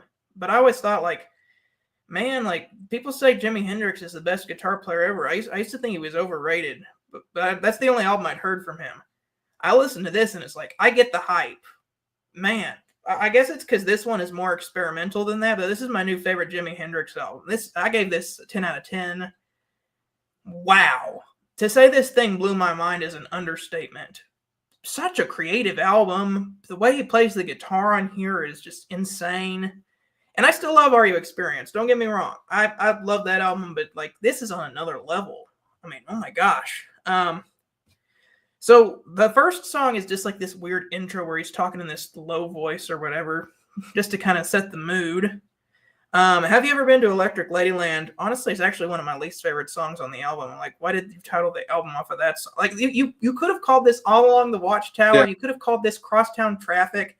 You know, Voodoo Child. That would have been the perfect title for this. So many other songs that you could have titled this after, and you went for that one. But anyway, everything else on the album is top notch, though. Crosstown Traffic. Wow, that song is fantastic. We got the 15-minute blues version of Voodoo Child. That really showcases his guitar licks. It's some of the more straightforward guitar playing on the album, but it's like, man, this guy's just showing that he's the master of blues guitar. I'll tell you, him and Clapton are just like unbeatable right now. Yeah. Little Miss Strange. That's a song sung by Noel Redding, which I was not expecting Noel Redding to sing a song, but I thought that one song was really good. It's kind of a more straightforward song compared to the rest of the album. Kind of like just a standard 60s pop song, but I'm like, I wasn't expecting the Jimi Hendrix Experience to sound like that. I'm like, wow, it was cool. Come On, Let the Good Times Roll, amazing. Burning Midnight Lamp, Rainy Day, Dream Away. Then you get 1983. This is the one that really just rearranged my brain. This is the kind of psychedelic music that I actually like. Like, it's not too intense, but it's just like, he's playing the guitar in all this really cool ways, and he like does like this weird narration or something. I think this is supposed to be like an apocalyptic future kind of a song, because then there's all these sound effects that's just like, and I'm just like, this album was released in 1968. That's almost 60 years, 50 something. Yeah. And it's still, I still, when I listened to this, was like, how did they do this? I'm like, for a song this old, how did they do this? I legitimately was like, how did they make this song? This is insane. Yeah, Still Raining, Still Dreaming, fantastic. They saved the best for last, though. Side 4, wow. House Burning Down, fantastic. More great guitar playing. He got All Along the Watchtower, that's classic. I love the guitar solos on that one. And making a Bob Dylan, we were talking about Bob Dylan covers with the band there, but doing a Bob Dylan cover that outdoes the original, hats off to you for that.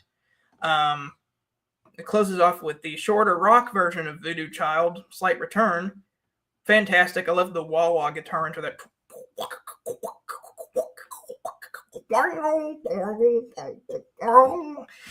So cool. When I was done with this album, I was like, what did I just listen to? Like that sounds like it was from another planet, and it's almost 60 years old. I'm like, I am very upset that I don't have this one. This album was fantastic. Top notch. Oh, that's so cool. I have it on my list, so it's cool to hear you have that on your list as well. Yeah, Wheels of Fire. Gosh, I don't have that on my list. I'm the only one that held out on that. It's got two 15-minute long bluesy songs, It's- so I wouldn't think. Now, I think you would like the studio disc though. That's interesting. Music from the Big Pink. It's the only one you've mentioned. We have none of us mentioned that except for you, and that's probably their biggest album. I mean, it's their biggest. That or the self-titled one are their big ones. Yeah. And I had it like number 3, 4. Yeah, 4. And yeah, we got Odyssey and Oracle mentioned twice so far.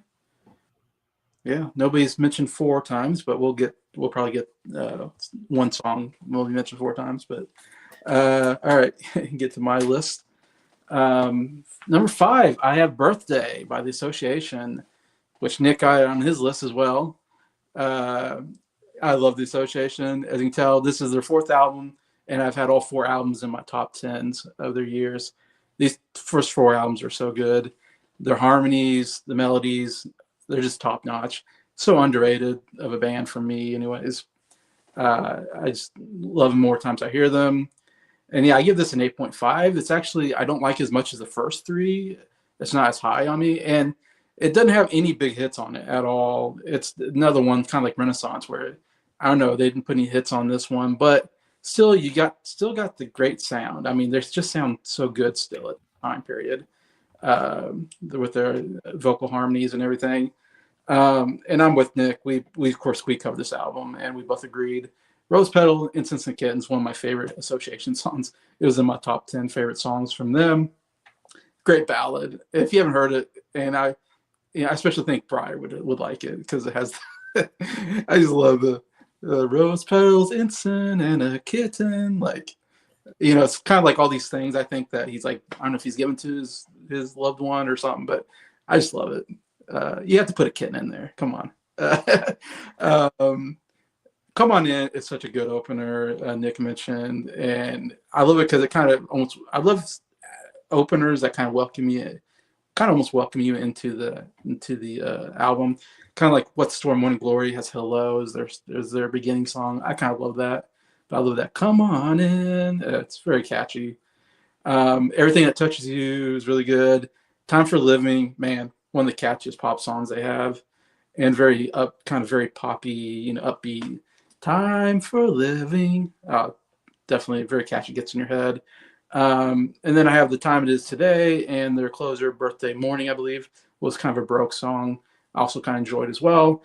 Yeah, again, no big hits here, but still, man, if you still like that sunshine poppy kind of stuff like I do, if you like the Monkees, if you like the Hermits, The Association, it's some good stuff. Still great album from them. Number 4, this album was introduced to me by Nick. I would never have heard this album. I would never knew its existence except for Nick. And it's not on Nick's list. And I bet you anything a couple years ago this would have been high on his list. But that is Would You Believe by Billy Nichols. Yes. A couple of years ago, Nick talked about this album all the time. And I'm like, why does Nick keep talking about this album I've never heard of? And this artist I never heard of? And then you put this album on the Album Exchange, the very first one that he was a part of, or second Album Exchange. He put this on here. So I was like, okay, I'm going to listen to this album because I have to now because Nick put it on the list. And yeah, it's grown on me. It's a really good pop album. If you never heard of Billy Nichols, I don't think he did anything else probably. But in this album itself, I don't think it's a big album. But man, it's some really catchy pop music. And I love that kind of style of music. Again, no big hits here, but it's like one of those really cool discoveries, cool underrated albums that I like I said, I doubt many people out there watching this probably know this album. And we know about it because, like I said, we've heard Nick talk about it the last couple of years, and he loved this album. I mean, he was like, I feel like this was like a top 10 album for him for a while. It was. Yeah, he absolutely loved it. And yeah, I'm with you. It's a 9 out of 10, which is a great album score. My favorite song is London Social Degree. Oh, I love that song. It's a London Social Degree. I love how he sings it. It's just, to me, it's a song that stays with me afterwards when I'm just singing along to it. The London Social, it's great. But Come Again, I thought was great. Life is Short, Daytime Girl, all great songs. And then they throw in a rock song, like a kind of heavy rock song, out of nowhere called "Girl from New York," and I think that was Nick's favorite song on the album. And It's one of them. it's a good song. It's funny because you get to that song, you're like, where did this song come from? It's like it's all songs, and this one hard rock song comes in, and you're like, it doesn't feel like it belongs on the album, but it's really good. So you're like, that was great. Like it was interesting getting this rock song out of all these catchy pop tunes. And then It Brings Me Down is also a really good song. But anyways, yeah, such a good underrated album. Yeah, it made it into my top 5 even. Thanks to Nick. Appreciate I made that effect. It's an album that definitely got a little bit more attention in recent years. Oh, really? Okay. Yeah. Number 3 is another album Nick is very familiar with, and that is The Kinks presents the Village Green Preservation Society.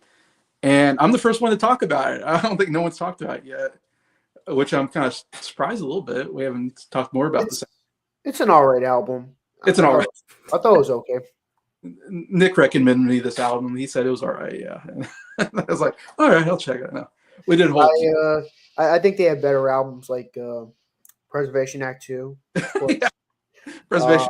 Gotta go with Phobia, the double album that totally needed to be made.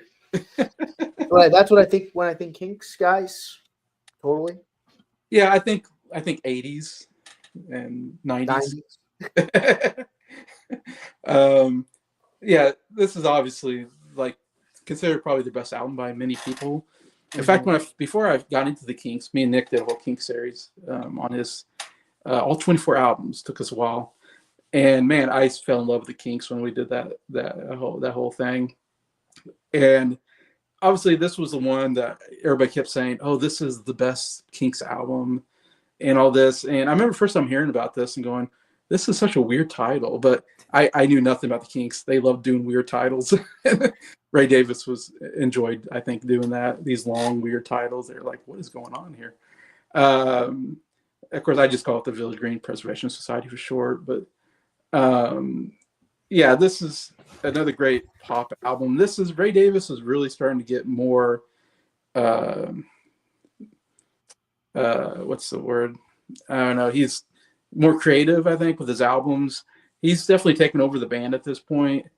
He's writing all the songs basically, and he's lead singing all the songs at this point. And this it's kind of a concept album. He kind of goes into this concept phase where the next like 3 albums are all kind of these concepts, anyways. And he tries to write all these songs kind of based on this concept, basically. So that's what you're getting here, and so you get some interesting. Again, this album really kind of. You start seeing Kinks really kind of differentiate themselves from everybody else. And this was not a big album for them. So it did not sell well at all, which is crazy when you think like this is considered one of the best albums retrospectively of this year. At the time, it did not sell well, even in England. Nobody cared about this album, but it's grown over time. I know I'm talking a lot about the album, but first 4 songs, oh my gosh, some of the best Kinks songs ever. You got the title song, Village Green Preservation Society. Great opener. Do You Remember Walter? It's so good. Yeah, it's just so catchy. Johnny Thunder, again, Thunder and Lightning. Just so catchy. These are just great pop songs. And then my favorite song on the album, a top 10 Kinks song, Picture Book. Oh my gosh, Picture Book. And again, none of these are hit songs. None of these were like big hit radio hits at all. You wouldn't know them unless you listen to this album, but Picture Book should have been a huge hit. It is one of the catchiest pop songs I've ever heard in my life. The Picture Book, pictures of your mother, something in your father a long time ago. Picture Book. It's just, believe me, once you listen to it, you can't get out of your head. It's Scooby-Dooby-Doo. Scooby-Dooby. Yeah. And it's funny too. It's kind of has. What I love about the Kinks is they have a little bit of humor in their songs too, as well. Like I just love the There's the picture of you in your birthday suit. Do do do do do do do do. It's so good. But those are the first four songs, and they're my four favorite songs on the album. The rest of the album, not quite as strong as those first four, but those first four are so good. It's some of the best King stuff. I really like Starstruck is also another favorite of mine on the album. Overall, a really great pop album from the Kinks. And it's funny, it's not even a top 5 album for me for the Kinks. I actually have some other ones I like even more than this one, but I can't deny it's definitely a strong album from them. And this is the third album I think I have in my top 10. You definitely see a lot of Kinks on my list here. So I think I had Kinks Controversy and Face to Face and this one, and there's definitely be more Kinks on my list. All right, number 2. Oh my gosh. My top 2 I own now. I own my top 2 albums. I got one today at Barnes & Noble's. And man, it's hard to pick from these two. They're both 10 out of 10s. And as we know, the Beatles have been my favorite album the last 3 years. They've 3 years in a row, they've repeated as champions. And this is my shock is they do not make a four-peat because White Album is my second favorite album of 1968. Shock. Yes.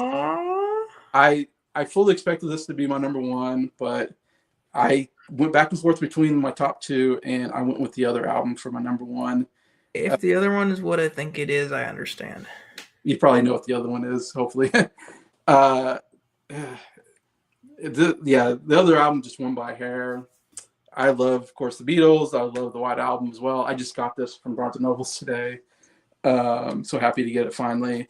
It's their only double album, 30 songs, very long. And so far, 3 of us now have mentioned the White Album, I think. So it's been one of the most mentioned albums, luckily, on our list. Yeah, of course, you got to talk about it already. I think what I love about it is it's the most variety of songs you'll ever hear on a Beatles album. The most different, they cover like every single genre you can think of. I mean, from the hard rock stuff like Helter Skelter to great ballads to even a lullaby song, Good Night's like a lullaby song. And you got the avant-garde crazy song with Revolution 9. You know, you got the kind of country western song with Rocky Raccoon. I mean, I can go on. It's just so many different genres, but obviously my favorite song is While My Guitar Gently Weeps. It's a top 10 Beatles song. One of my favorite George Harrison songs. And you're talking about Eric Clapton. I mean, yeah, he's one of the great guitar players of this time. And we get Eric Clapton giving a great guitar solo on that album or that song. And then Blackbird's my second favorite song. I absolutely love Blackbird. One of Paul McCartney's best. I mean, it's up there with Yesterday. It's some of the best acoustic guitar playing he's ever done. Love that. Love playing on guitar. It's one of the best songs to learn on guitar. It's so fun to play. But yeah, I love Dear Prudence. It's a really cool kind of deep cut on here. Happiness with a Warm Gun is such a kind of cool, kind of more getting more to psychedelic maybe. Such a weird song, and I love it. It's such an interesting song. And I also love Mother Nature's Son, just to name a couple of my favorites. There's so many great songs, but yeah, it's one of those albums you can talk about forever because there's just 30 songs to talk about. Unfortunately, there are like 4 songs I really don't like on the album, and that's kind of why I put it second, because my number 1 doesn't have any flaws. And I have to admit, the White Album, as much as I love it, it does have some flaws, as we all have talked about and agreed on. Anyways, yeah, so the Beatles' self-titled album, aka the White Album, reached number 2 on my list. All right, so now we're gonna go around and talk about our honorable mentions before we go to our number 1. So, Briar, what do we got for honorable mentions? All right, so quite a bit, no particular order. These albums I definitely considered. Simon and Garfunkel's Bookends, the debut album for the band Spirits, the Kinks, Village Green, Velvet Underground, White Light, White Heat, Deep Purple, Shades of Deep Purple, and the second one, Book of Taliesin. Iron Butterfly and the God of Vita, Small Faces, Ogden's Nutgun Flake, Jeff Beck with Truth, Creedence Clearwater Revival's debut, The Doors, Waiting for the Sun, Billy Nichols, Would You Believe, Mamas and the Papas, Papas and the Mamas, The Byrds, Notorious Bird Brothers, and even Sweetheart of the Rodeo. The Zombies, I See an Oracle, Jimi Hendrix, Electric Ladyland, Traffic with their self-titled, Beach Boys with Friends.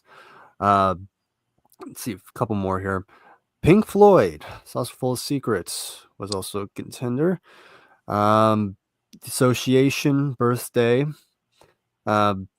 Did I ever mention Johnny Cash? I forgot. I don't think so. Johnny Cash, A Folsom Prison, Procol Harum, Shine On Brightly, and I think, yeah, I'll call it there for now. That's a good collection there. Yeah, that's a good collection. Some we've heard already. I definitely would say Breyer has the most unique list I've heard so far on the Hold on to that thought. which makes Breyer. But all right, Nick. All right, I have my honorable mentions. I'll have my dishonorable mention. Yeah, dishonorable. That's right. Mrs. Brown, You've Got a Lovely Daughter by the Hermits. The Papas and the Mamas by the Mamas and the Papas. Horizontal by the Bee Gees. Music from Big Pink by the band.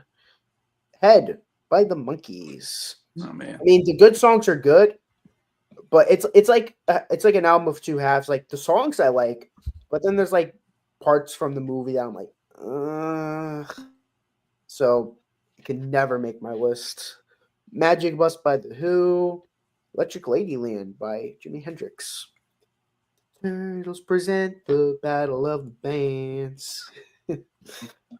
Hurdy-Gurdy Man, Peter Green's Fleetwood Mac, Saucer Full of Secrets by Pink Floyd, In Search of the Lost Chord by the Moody Blues, Realization by Johnny Rivers, Idea by the Bee Gees, Creedence Clearwater Revival by yours truly, Creedence Clearwater Revival, Steppenwolf, the second. Yeah. August on Flake, Beggar's Banquet, Notorious Bird Brothers, Sweetheart of the Rodeo, Would You Believe, Waiting for the Sun, and lastly, The Crazy World of Arthur Brown. And if there's an album I really like that I didn't mention, let's just say I mentioned it.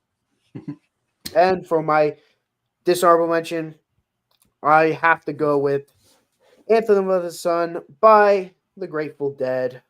Yes. Grateful They Dead. had a good honorable mention last year.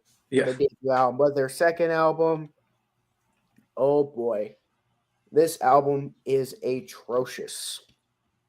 It's just one long, pointless jam session right after another. The first song, 7+ minutes of nothing. Next song, 8 minutes of pointless nothing. Then there's a song called Born Cross-Eyed, where I'm like, it's all right. Then you get 11 minutes of pointless nothing. Then you get another 9 minutes of pointless nothing. It's just one tedious jam session right after another. And I'm like, I like jamming. I do. Like, I like the my brain isn't braining right now, but Ramble Tamble by CCR, that's awesome. Heard It Through the Grapevine, that's another great jam session. So, I mean, I can name more, but my brain's not braining right now. But there's great jam sessions. I'm not a person who hates jamming, but I mean, I like prog music. Like Supper's Ready. That's like 20 minutes of awesomeness that I love. But it's something. It's something. All I gotta say about Anthem of the Sun is that it's nothing. I listened to that. I listened to Scott's least favorite album of the year. I'm like, this is bad, but at least it's something. At least it's so bad. At least it's like something I could remember. You ask me what I can remember from this Grateful Dead album. I'm like, I do not remember anything on that album. It's just one boring jam session right after another, and I think it's supposed to be them trying to replicate their live sound. I'm like, I think their live stuff is so overrated. Yeah, this was an album that I hated. I mean, I tried doing a Grateful Dead series like on the community tab, and I did do a review, and let's just say my review was not so favorable towards the album. But yeah, that's my candidate for the worst album of '68. All right, buckle I your want to- seatbelts. Ogden's Nut Gun Flake was like in your top 3 last time. Yeah. Yeah. All right. Well, here we go. Well, just get ready. There's a lot of them. I'm not going to talk a whole lot about each one because they're I listened to 75 albums. A lot of them are honorable mentions. Yeah. Birds and the Bees and the Monkeys. We already talked about that one. Love that album. It's fantastic. Steppenwolf with their self-titled album. That was in my top 10 at one point, but it was replaced by Van Morrison. Wish this could have been in my top 10.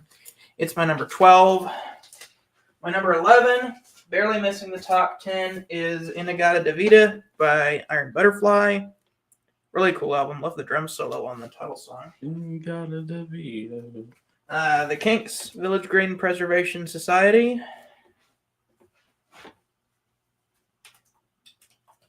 Truth by Jeff Beck, featuring Rod Stewart on vocals. This Was by Jethro Tull. Child is the Father of the Man by Blood, Sweat, and Tears. And the self-titled Blood, Sweat, and Tears album as well. Three Dog Night with One is the loneliest number. The Byrds, Notorious Byrd Brothers. Creedence Clearwater Revival, self-titled debut. And that's just the ones I have. Johnny Cash live at Folsom Prison. Stevie Wonder, For Once in My Life. Big Brother and the Holding Company, Cheap Thrills. Marvin Gaye, I Heard It Through the Grapevine. I got a lot of soul albums on here in my honorable mentions. Dance to the Music by Sly and the Family Stone. A Lady Soul by Aretha Franklin. Sitting on the Dock of the Bay by Otis Redding. Idea by the Bee Gees. Neil Young's self-titled album. Traffic with their self-titled album and Dear Mr. Fantasy. Spirits, self-titled debut. In Search of the Lost Chord by the Moody Blues. I Wish It Would Rain by the Temptations. Randy Newman's self-titled debut. The Left Bank 2. Aerial Ballet by Harry Nilsson. Yesterday's Dreams by the Four Tops. Crimson and Clover by the Shondells. Special Occasion by Smokey Robinson and the Miracles. Shades of Deep Purple by Deep Purple. Last Time Around by Buffalo Springfield. Even though Carefree Country Day sucks, I still like the rest of the album. Journey to the Center of the Mind by Ted Nugent and the Amboy Dukes. I Got That Feeling, Baby by James Brown. Horizontal by the Bee Gees. Shine On Brightly by Procol Harum. Mainly just the first side. The second side is weird. A Portrait of Ray by Ray Charles. Reflections by the Supremes. Ars Longa Something Vita by The Nice, featuring Keith Emerson, later of Emerson, Lake and Palmer. A Man Without Love by Engelbert Humperdinck. And SF Sorrow by The Pretty Things. And my dishonorable mention for 1968 is We're Only In It for the Money by Frank Zappa and the Mothers of Invention. That album is probably the worst piece of garbage I've ever heard. I know it's supposed to be a parody. I know that.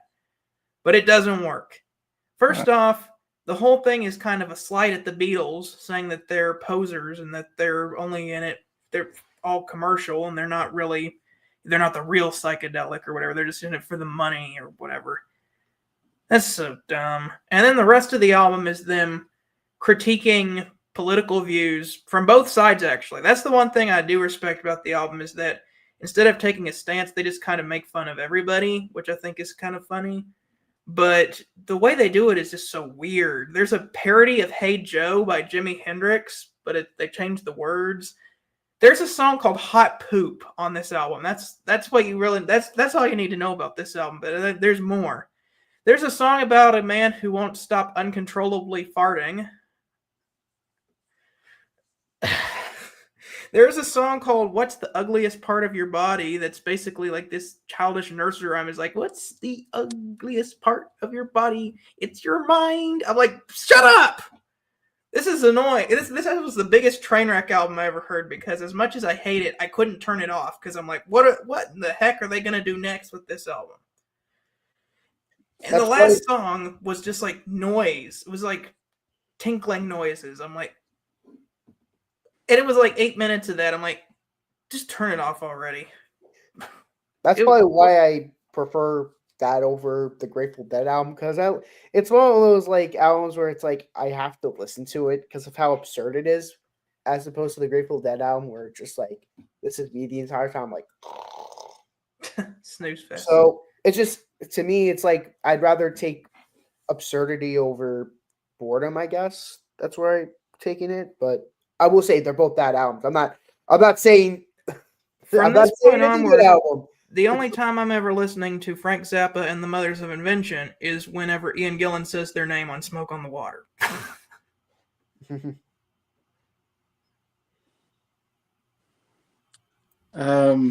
Brian, did you have a dishonorable mention? Oh yeah, totally forgot about that. Yeah, I didn't know if you wanted to say something about that or. Yeah, real quick. I mean, I really don't want to talk about it right now, but yeah, it's the one. It's again, I'm only restricted to what I have in my collection. Yeah. And so, I mean, it's pretty obvious. Oh, yeah. Yeah. You don't have to talk about that. I mean, at this point, I've talked so much about it, and really, I don't get angry anymore. I just get sad. It's just like it always ends up having to come back to you. Yeah. It's just constantly looking over my shoulder. It's always like I'm watching you, Briar. Everything. I'm watching you, Briar. I'm coming back. You're gonna talk about me again. Mm-hmm. Me and my wife.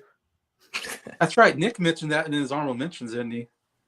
No, he mentioned the debut album. No, Nick hates that album too. Absolutely not. You're right. Fuck no. He mentioned the first album. The first album is a lot better than that piece of garbage. I was like, no. Yeah. You get that's one of the reasons that album is so bad is that it was rushed. Oh, okay. Oh boy, you thought like, let's just slap together 4 Elmore James ripoffs and I forget which one. Make a great album. You thought I would have Mr. Wonderful as an honorable mention? Yeah, I was like, Nick mentioned the Fleetwood Mac. No, I did mention the debut. Oh, the debut. Oh, okay. Boy. Never mind. It's okay, but please don't scare me like that.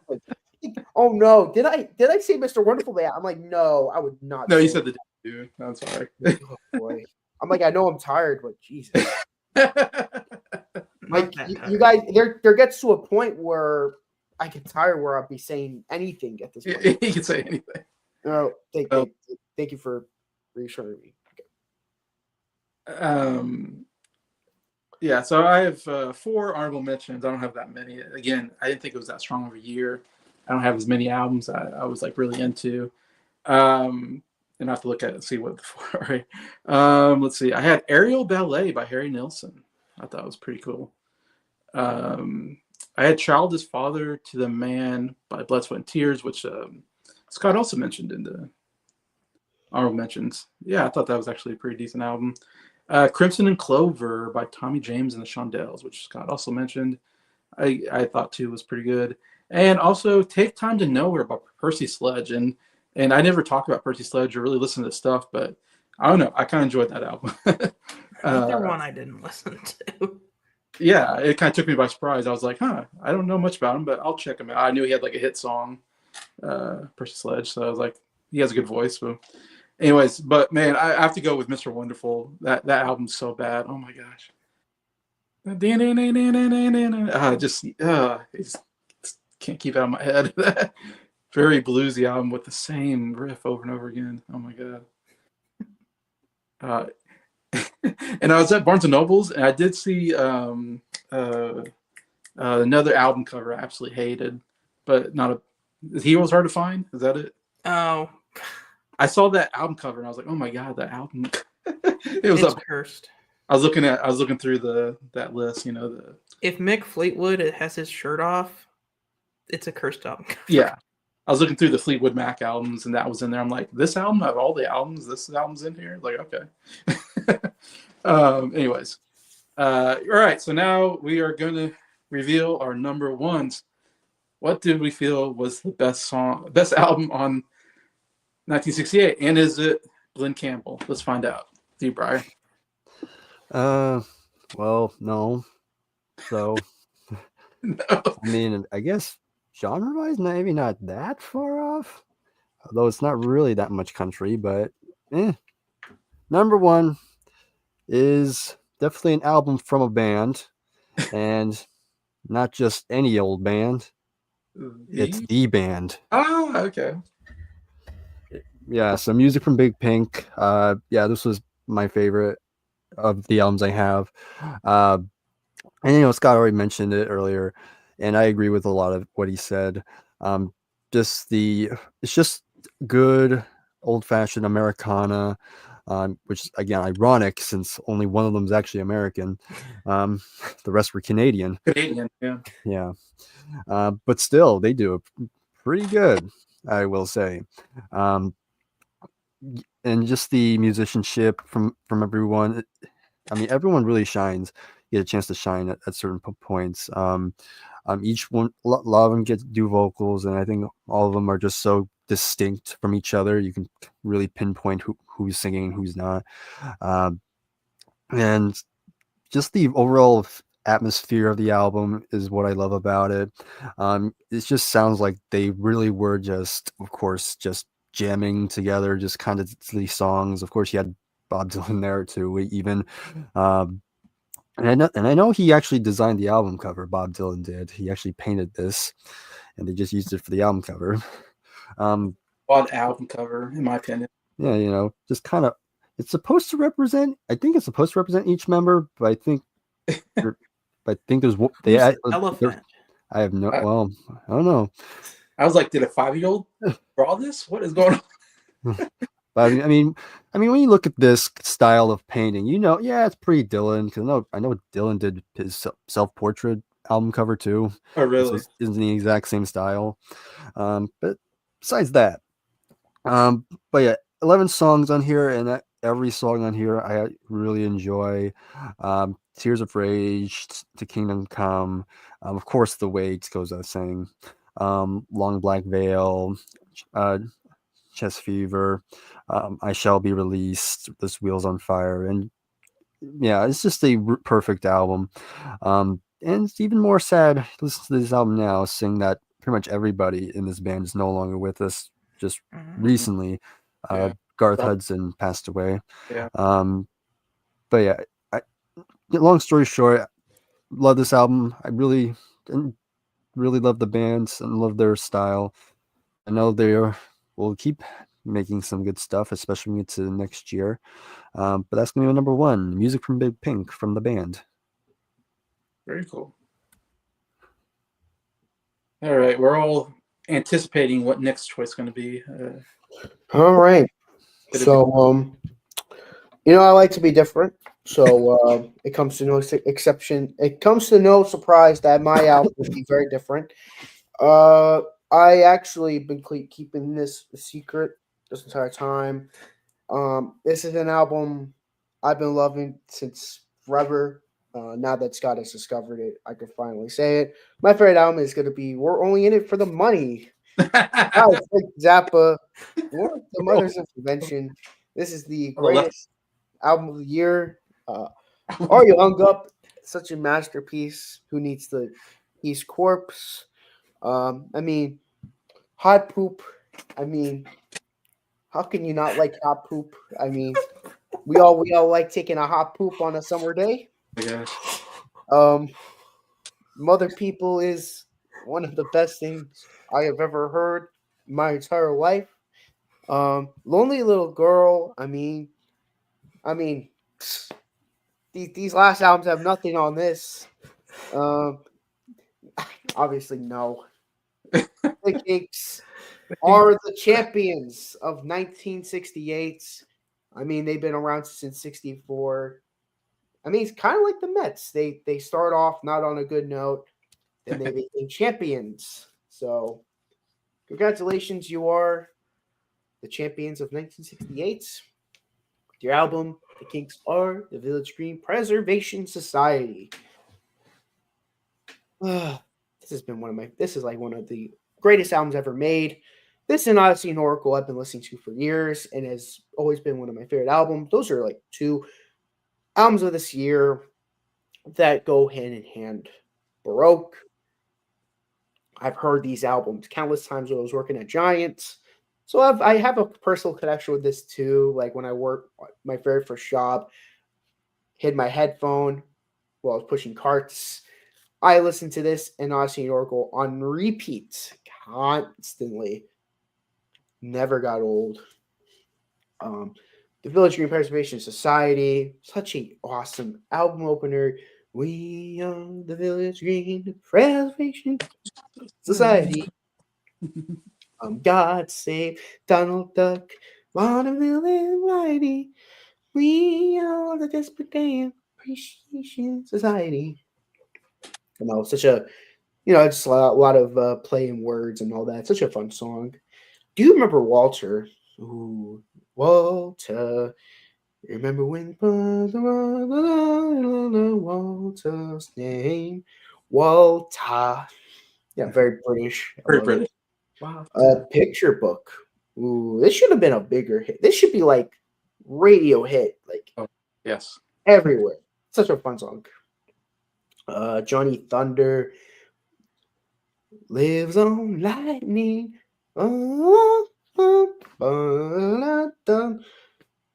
I agree with Jason. These first four songs are loaded. They get the fifth song, Last of the Steam Powered Trains. I enjoy that one. It's a nice bluesy song. Big Sky. Ooh, I love that song. It's like spoken word, but they sing too. Really good stuff. Seen by the Riverside. That's a great song too. Sitting by the riverside. Ooh. But I'd say the album gets better. Side 2 is when we really get some good stuff. Animal Farm. I love Animal Farm. On Animal Farm. You know, whenever I think Animal Farm, I think about that really messed up communist cartoon. Like back then, about communism and all that. I just, that's the only thing I think about. But like, yeah, this is a great song though. Then we get to arguably, I mean, there's like 3 songs that could be the best song of the album, but this is arguably the best song of the album. Village Green. This is like their most Baroque song they've ever made. This is like Baroque. Like they made some great Baroque stuff before, like Sashay Man, Two Sisters off the last album, Something Else by the Kinks, which I really wish that would be number 1, but there was so much competition that year too. Yeah, I mean, Village Green, a great song. Starstruck. You know you're starstruck from me. Another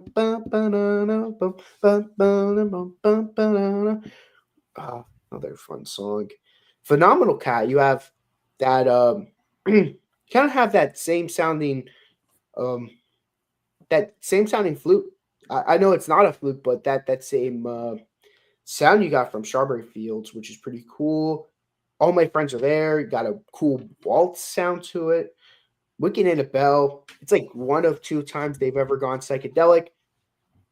I think they've done it great. I mean, Lazy Old Sun, me and Jason agreed. That's a good song. And I think we agree that's a good song too, Wicked Annabelle. I'm like, they did psychedelic good, but you know what? I'm happy they did it just twice, Don't do it too much. Like they would have worn the heck out of that out. I'm like, it's good that they did twice. They did it good, but they didn't do too much of it. So there's that.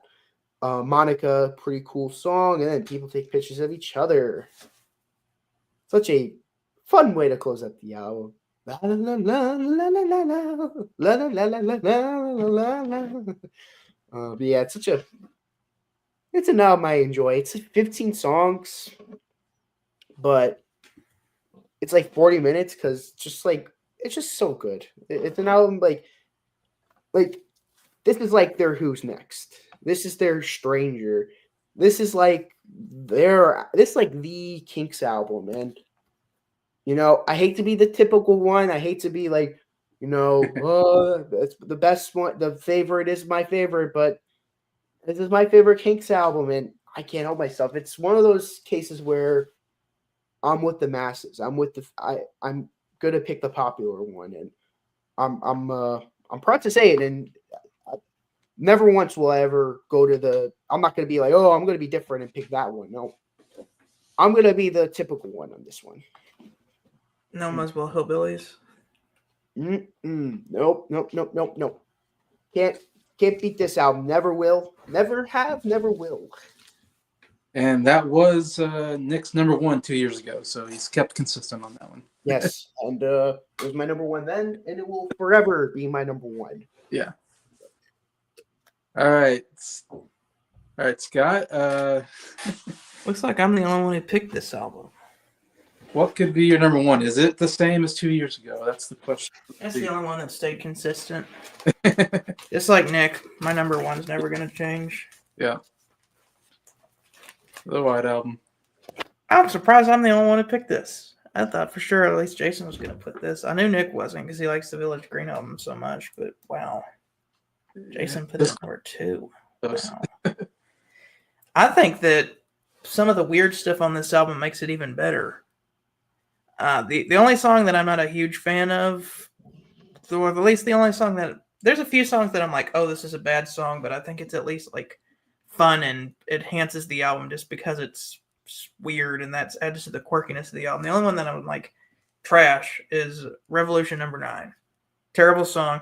Even though it's not a song, it's a music concrete piece or whatever, avant-garde piece. When I was listening to this album, I tried to appreciate it more. I didn't hate it 100%, but I'm still like, this song kind of scares me actually when I listen to it with the noises. Yeah. So, like, and that I listen to it alone with my headphones on. Like, the song scares me sometimes just because the noises are so weird. And it's like, I have no idea what I'm listening to, and it's just all this talking going past my ears. Saying something about somebody who has a brace of brown underpants, and then we had to go and join the bloody Navy. I'm like, what? But the rest of this album, so creative. Back in the USSR, love that song. I mean, I did a whole review there. I'm not going to go song by song and say I think about it. If you want to watch my in-depth review, watch my it's on Jacob Martin's channel. Watch the 2-part review of this. Part 1 was probably my favorite video I've ever been on. That was super fun. But While My Guitar Gently Weeps, classic, great guitar playing from Eric Clapton. Just all the songs on here are just different from each other. I think that's what makes it cool. Even some of the stupid stuff like Bungalow Bill, still fun. There's so many different genres. I think that's what makes it cool. The one thing I would have done on this album, put Hey Jude instead of Revolution Number 9. Oh my god, that'd be number 1. Yeah. And then I would also put the single version of Revolution instead of Revolution Number 1. Yeah. If you do that, this would be my favorite album of all time, I think. Yeah. We're gonna go with Abbey Road because there are flaws on this album, but even if it still had Why Don't We Do It in the Road and Wild Honey Pie, like those songs are at least more forgivable because they're short, A and B. They're kind of like more little quirky interludes. It's just like, oh, so that's what they're doing now. Because I remember the first time I listened to this album, I bought this album just because it was the Beatles. I'm like, and it's the White Album. I'm like, I know that's a famous album. And I listened to it and I was thinking the whole time, like, what are they going to do next? I have no idea. This album is so diverse in musical styles. Love that album, and I got the photos framed behind me over the speaker there. There it is, right next to the Sgt. Pepper. Got my photos framed from the album. Good choice. Good. Can't argue with that one. And I should mention, me and Briar had White Album number 2, so we both agreed on that second album. Me and Briar had exactly the same on our list. It's the only album where all four of us agree. Yeah, it's the only album all four of us had in our top 10. I gotta say, wow. it's interesting thinking. Well, another thing is interesting is that, like, you know, Briar's championship, my championship, Scott's championship, yours are all different. Yep. Yeah, everybody picked a different album. That's I true. mean, that's great. I like that. I mean, it would have been nice to have someone agree with me with this being their number one, but I think it's even better that we all have. I mean, I picked the predictable choice. It's good that everybody else has kind of a more individual opinion on things, but I don't know. When you have got an album with Happiness is a Warm Gun, While My Guitar Gently Weeps, Blackbird, Back in the USSR, Obla Di Obla Da, like the great songs just keep on listing from that album. Like I can't put that anything lower than number one. I can't argue with that. I mean, even with Revolution 1, with Revolution 9, I can't argue with that. Yeah, me, Scott, and Brian had it in our top 2, and yeah, Nick had it 10. That's the thing that kind of prevents it from being any higher, though. Are the Number others. 9. And 9. and believe it or not, I think Honey Pie is worse than that. And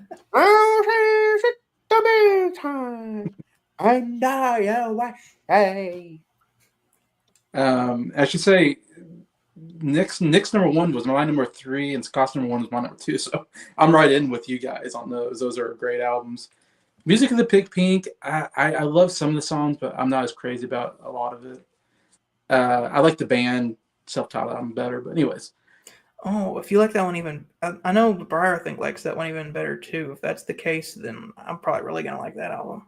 Yeah, but you probably guessed my number 1. That is Odyssey and Oracle by the Zombies. Yeah, man, 10 out of 10 album. It was between this and the White Album, and I went back and forth. And yeah, I kind of went. This is the best Baroque pop album I've ever heard in my life, and I love the Baroque pop of this album. It's so good. The only things I can compare it to maybe is like the Left Bank, and maybe the Kinks have some Baroque pop stuff, but I've never heard anything quite like this album. It's really grown on me. We covered it on Scott's channel, and I was really liking it at that time, and I love it even more now. I think the more I listen to it, the more I'm really into this album, and I just think it's like pop perfection. And I went with this over the White Album, really basically just because the White Album has Revolution 9. Why don't we do it in the road? Honey Pie, Wild Honey Pie. Those songs are so bad that I was like, I'm gonna go with an album that's just more consistent, I guess, for me. And I'm gonna reward the Zombies for just not having those downfalls that the Beatles have in the White Album. If you took those songs off, yeah, the White Album's number 1 without a doubt, without question.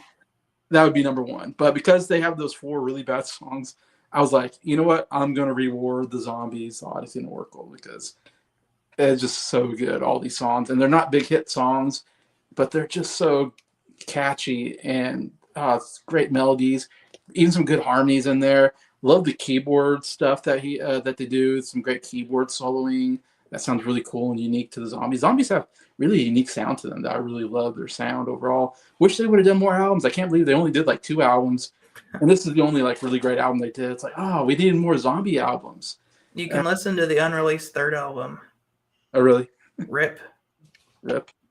Yeah, that's the name of it. You can find it. Oh, okay. But yeah. Yeah, absolutely love the sound overall. I think they have 2 lead singers, if I remember right, and they both sound really good. Some really good vocal work on here. But yeah, and this was Nick's number 2, so me and Nick are right on par. What did you have it, Scott? Yeah. I had it 3. Yeah, 3. Yeah, so all 3 of us had it in our top. If you'd have asked me a little while back, I'd have had it at 2, but Jimi Hendrix was... Like, Zombies are good, but Jimi Hendrix was, like, mind-blowingly good. So, yeah, 3 of us, I mean, we just really love this album. Brian had his honorable mentions as well. I think it's definitely, it wasn't a big album at the time when it came out. It wasn't a big seller or anything, I don't believe. And it was like, it's kind of like Village Green Preservation Society. It kind of like grew over time retrospectively. I think it's really well received now. critically acclaimed. And yeah, I've seen this album on other people's lists, and I have to agree, it's so good. Care of Self 44. Oh my gosh, that song is so good. How was that not a huge hit for them? That's what really gets me, because that song is like a top 3 zombie song, and it's not even like a hit song for them. And it's such a good opener, one of the best openers to an album, where you just immediately get the tone of the album and what you're going to be listening to for the rest of the album. And you go, oh my gosh, this is so good. The melody, harmonies, the chorus, it's so good. I agree with you. Rose for Emily, to me, is the most Baroque song on the album, and it's really cool. Love the piano on there, or keyboard, whatever. And it's just got all these just really great songs that you never hear of, but they're so good. Maybe After He's Gone, Brief Candles, This Will Be Our Year. I love all these songs. They're so good. It's crazy that they're not like hit songs. And yes, I Want Her, She Wants Me. Oh, I love that song so much. That is the catchiest song on the album, I think. After I hear that song, I'm like walking around the house and I'm singing, I want her, she wants me. I love how they sing that. She wants me. It's so good. The vocals, the melody there, such a catchy chorus. Yeah, I remember Nick not liking that or something like that, and I had it like in my top 3, I think, when we did that review. I was like, why does Nick not like this song? Now Nick's like, I like the song. So I'm like, okay. So I guess he came around on it. Then the closer. Oh my gosh, Time for a Season. What a great closer. It's my favorite zombie song. It's one of the best songs of this year. It's just so unique. I never heard a band with a song like this with that. Yeah. I just love the bass playing is so good. Love the bass on here, and and it's the time of the season, the bum bum bum. Oh my gosh! And then the harmonies. Oh my gosh! I don't know if they're talked about as much on the harmonies as some of the other bands we talk about, but when they do that, it's the time of the season for loving, and they hit some really good high notes too. That's what I love about the Zombies, man. They can hit some good high notes and harmony. That great keyboard solo on there. It's such a unique song. It's so cool. It's so 60s. Such a Baroque Pops zombie song. Love that song so much. And yeah, so it kind of was, it made the upset. It upsetted the Beatles, my favorite band. If there's one album that's going to upset it, it's going to be, I guess, Odyssey and Oracle. The Zombies are like the Eagles, and the Beatles are like the Chiefs. They broke the streak. They broke the Beatles streak that was going on here. And I was expecting it, but the more I heard the album, more I was like, I just got to put number 1. I love this album so much. Anyway, so yeah, there's my number 1, Odyssey and Oracle by the Zombies. Unfortunately, Zombies after this, but man, what a great album. So good here. 3 of us had it on our list. Again, all 4 of us had White Album. I think 3 of us had Bookends, maybe. I think 3 of us had Wheels of Fire. And 3 of us had Beggar's Banquet. So those were the albums that were pretty consistent, which was, I think we had all the big albums. I was trying to think of, was there an album we missed? Again, none of us had Glenn Campbell. So Glenn, album of the year. I wonder why. I mean, I'll give it this. At least it wasn't freaking Barbra Streisand. No. Was that? Oh, I know. Yeah. None of us had Iron Butterfly in our top 10, but some of us had it in our honorable mentions. Yes, that was mentioned. Honorable mention. In God the Vita, the number 1 selling album of the decade. The only album I can think of that we'd only mentioned an honorable mention was At Folsom Prison, because I thought one of us would have in our top 10. That was close. It was pretty close. Yeah, It was in my top 20, I think. Because I'm glad we got the Music of the Big Pink was a big album, so I'm glad someone mentioned that one. I think 2 of us mentioned it. We even got a Doors album in here, so. Oh yeah, I think I was the only one that had that one on there. We got the Monkees. I think I was the only one that had Creedence Clearwater Revival in the list. I know. I was surprised. We got Creedence in there, so it's like that's cool. And we got, of course, Simon Garfunkel. We got Jimi Hendrix. We even got Steppenwolf in there. We got the Kinks in there. I mean, yeah, I can say these are.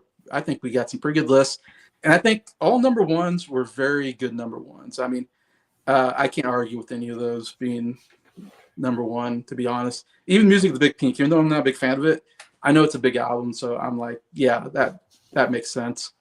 Anyway, so just to say, I think we did a good job. We covered a lot of bases on our list.